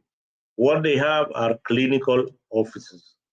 So I think we all need to urge the leaders to work very, very closely with the bodies that are concerned in the issue of the doctors and come up with a solution. It is not a laughing matter to see people dying in hospitals, people would have been rescued. There was a video going around of this particular pastor narrating how, his friend who is a pastor had to watch the mother die because they could not do anything. Yeah, he had to leave the hospital, and the mother died. So these situations could happen to you and me. So sometimes we talk because none of our close relatives or members of our family has been affected. But imagine right now with this crisis of water, there'll be a lot of waterborne diseases, and we don't have doctors. And that is a big question. There will be a lot of diseases right now, and we don't have doctors. There are so many injuries. Water does not, the people who have been rescued, some of them have got broken ribs, broken legs, and whatnot. Some of them need surgery. Some are bleeding internally. People think that when you are taken away, when you are drowning or saved, you will not be injured. Some of them have got very, very major injuries, internal injuries, and they need urgent medical care. And here we are, the doctors are not in the hospital. You have rescued someone, you are supposed to take them to hospital. Where you are taking them to hospital, there is no doctor. So that is the country we are in, Mr. Black and Mr. Wasonga. Even when we are politicking, let us find solutions to some of these problems. Thank you so much, Mzalendo. I think you have tackled the questions that were asked by Mr. Black and Kevin in the right way. I think they have been answered. Jeffrey is saying Raila led the youth to protest, asking them to remove Ruto from the state house, knowing that it is very rare. Some lost their lives and no one has talked about them. What has changed now? That is a question that was posted by Geoffrey Ruto, who is one of our followers there in the comment section. And Mr. Black, why is Geoffrey Ruto is again saying, why is he so active or certain, or because of his personal interest? I think that was a topic that we discussed. But again, Raila is trying to present the grievances of the common man. He is the president of the people. And as he was speaking today, you heard how the crowd was moving. It's like the president was speaking, but he's just the leader of the ODM. What if he becomes the president of Kenya? I think the country people will be so happy. But that is just my opinion. I don't know the other people's opinion. But from the crowd and also the people of Kenya, I can also give a null hypothesis. But again, if it becomes positive, then I will be wrong. Mr. Black, what can you say about this situation in the country as we finalize, as we give you a parting shots? How do you handle this situation whereby we have doctors strike? How do you deal with it, yet you are supporting Susan Nakumicha?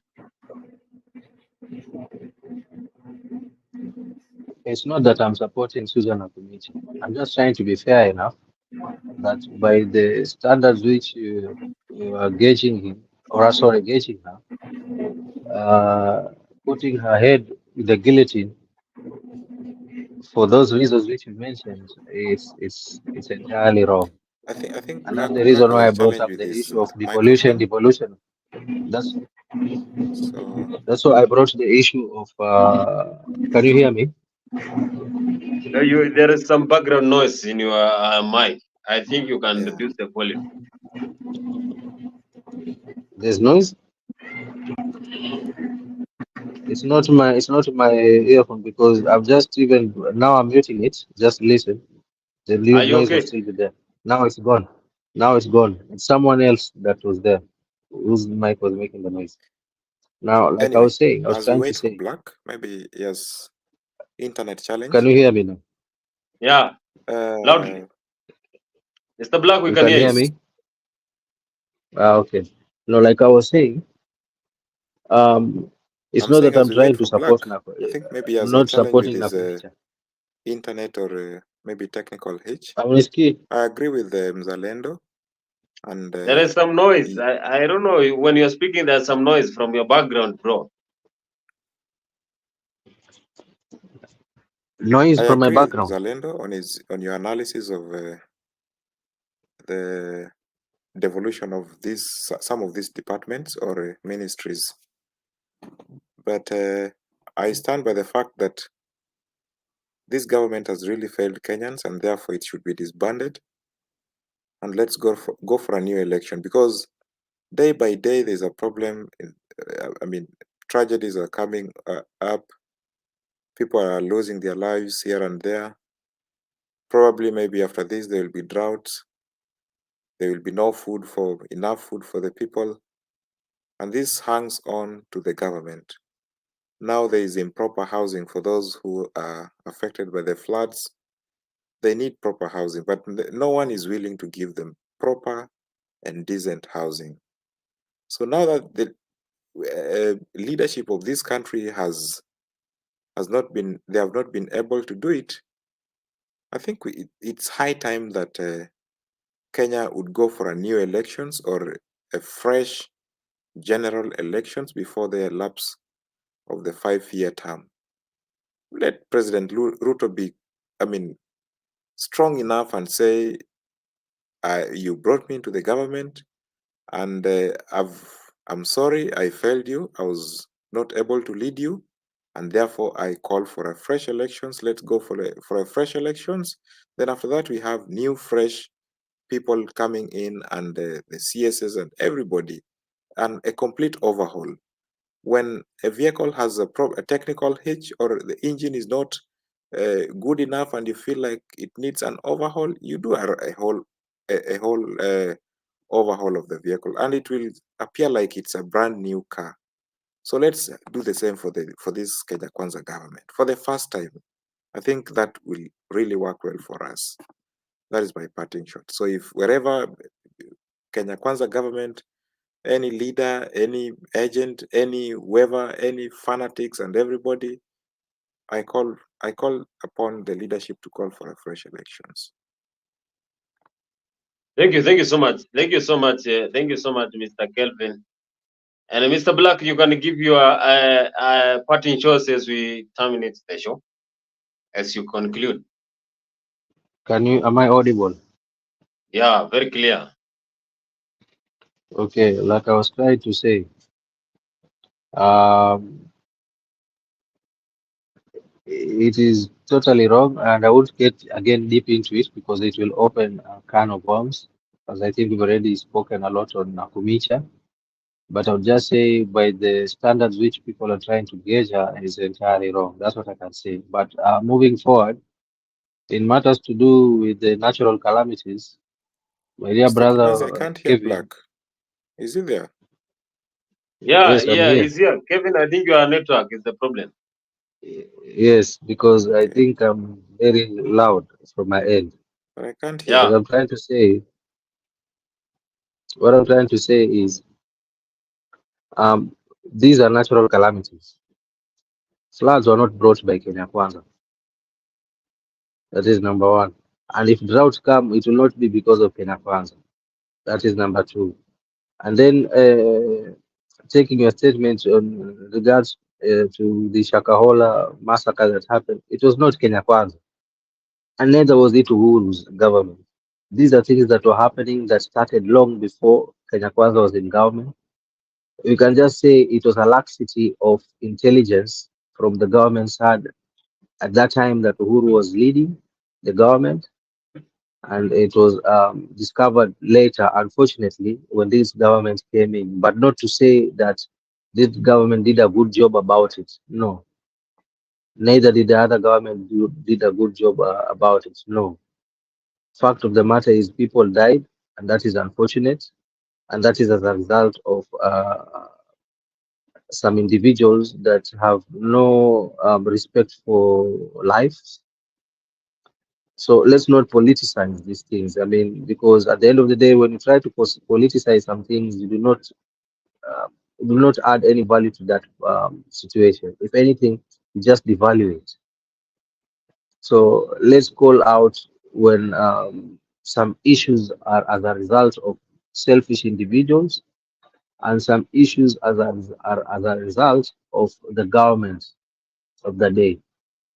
When we can divide and separate those two, then we can get to understand which ones are within our control and those that are not within our control.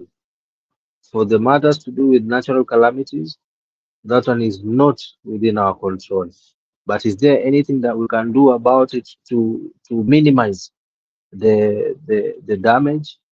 I believe yes, there's a lot of space and a lot of things that can be done to minimize the damage that has already been caused. So if we look at it from that perspective, then we can move forward as Kenyans. What should we do? Is it about time we start demolishing houses that are in the way that the water usually follows when it comes to rains? If the answer is yes, then sacrifices have to be made, and we agree that the demolition of houses begins. I know there are many people that will cry foul, but at the end of the day, it will save Kenyans' lives that would otherwise be lost by those houses being there. Now, I know that politicians will again come in and start saying that serikali inabomolea watu manyumba. You see, that's the unfortunate state that we are in, because unaona sahii serikali inataka kubomoa manyumba kule Mkuru, jamaa anatokea, he wants to gain some leverage, anasema zisibomolewe. So I tend to wonder, those houses themselves are a health hazard with these rains.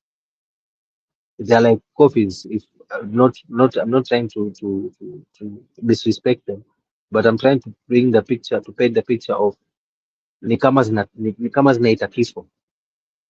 Because if semi-permanent houses zinaweza bomolewa na maji, what about these iron sheet houses? Will they even stand any chance? The answer is no. So let's not politicize these things. And if at all you really care about the lives of our fellow Kenyans, that's not the kind of advice that you'll be giving to them, telling them that they should not move and the government should not destroy those houses. No. The question should have been, if yes, you want to demolish these houses, which I think it is good because there are health hazards in this rain. Where can we take them? Is there any field that is dry, or at least not dry because it's raining everywhere, but it's at least safe that we can take them to? That is the kind of discussion we should have. By telling them not to move, then that's wrong. It's being selfish. Just unataka kupata tu ile favor ya wananchi, yani unaite mafans wa kusifu. That's being selfish. I mean, for anyone who would support that, I would ask them to think twice. That's the wrong trajectory. Now, just to finish it off, when it comes to matters to do with food, I think the government is doing little again for mambo ya usaidizi wa chakula. I think they can do better. My parting shot would be, I would just ask the government to do better, to pull up their socks and add extra effort in whatever they are doing. What they are doing is good, but not good enough. I know they can do better. But as for Raila coming now and lighting gas for his situation, I think that's being selfish.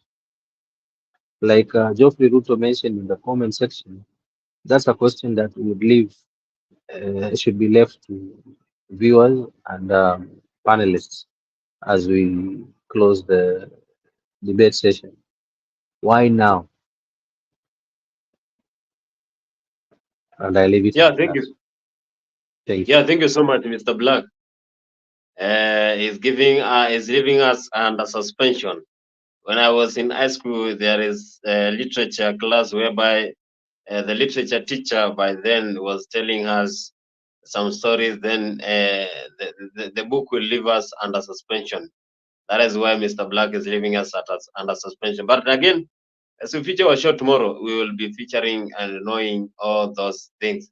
But again, we are happy you joined today. And Mzalendo is looking for you, Mr. Black. I think you have seen what he has typed there. Make sure you contact him. And I want to thank everyone who joined our show today. In the comment section, Kevin Wasonga, thank you so much.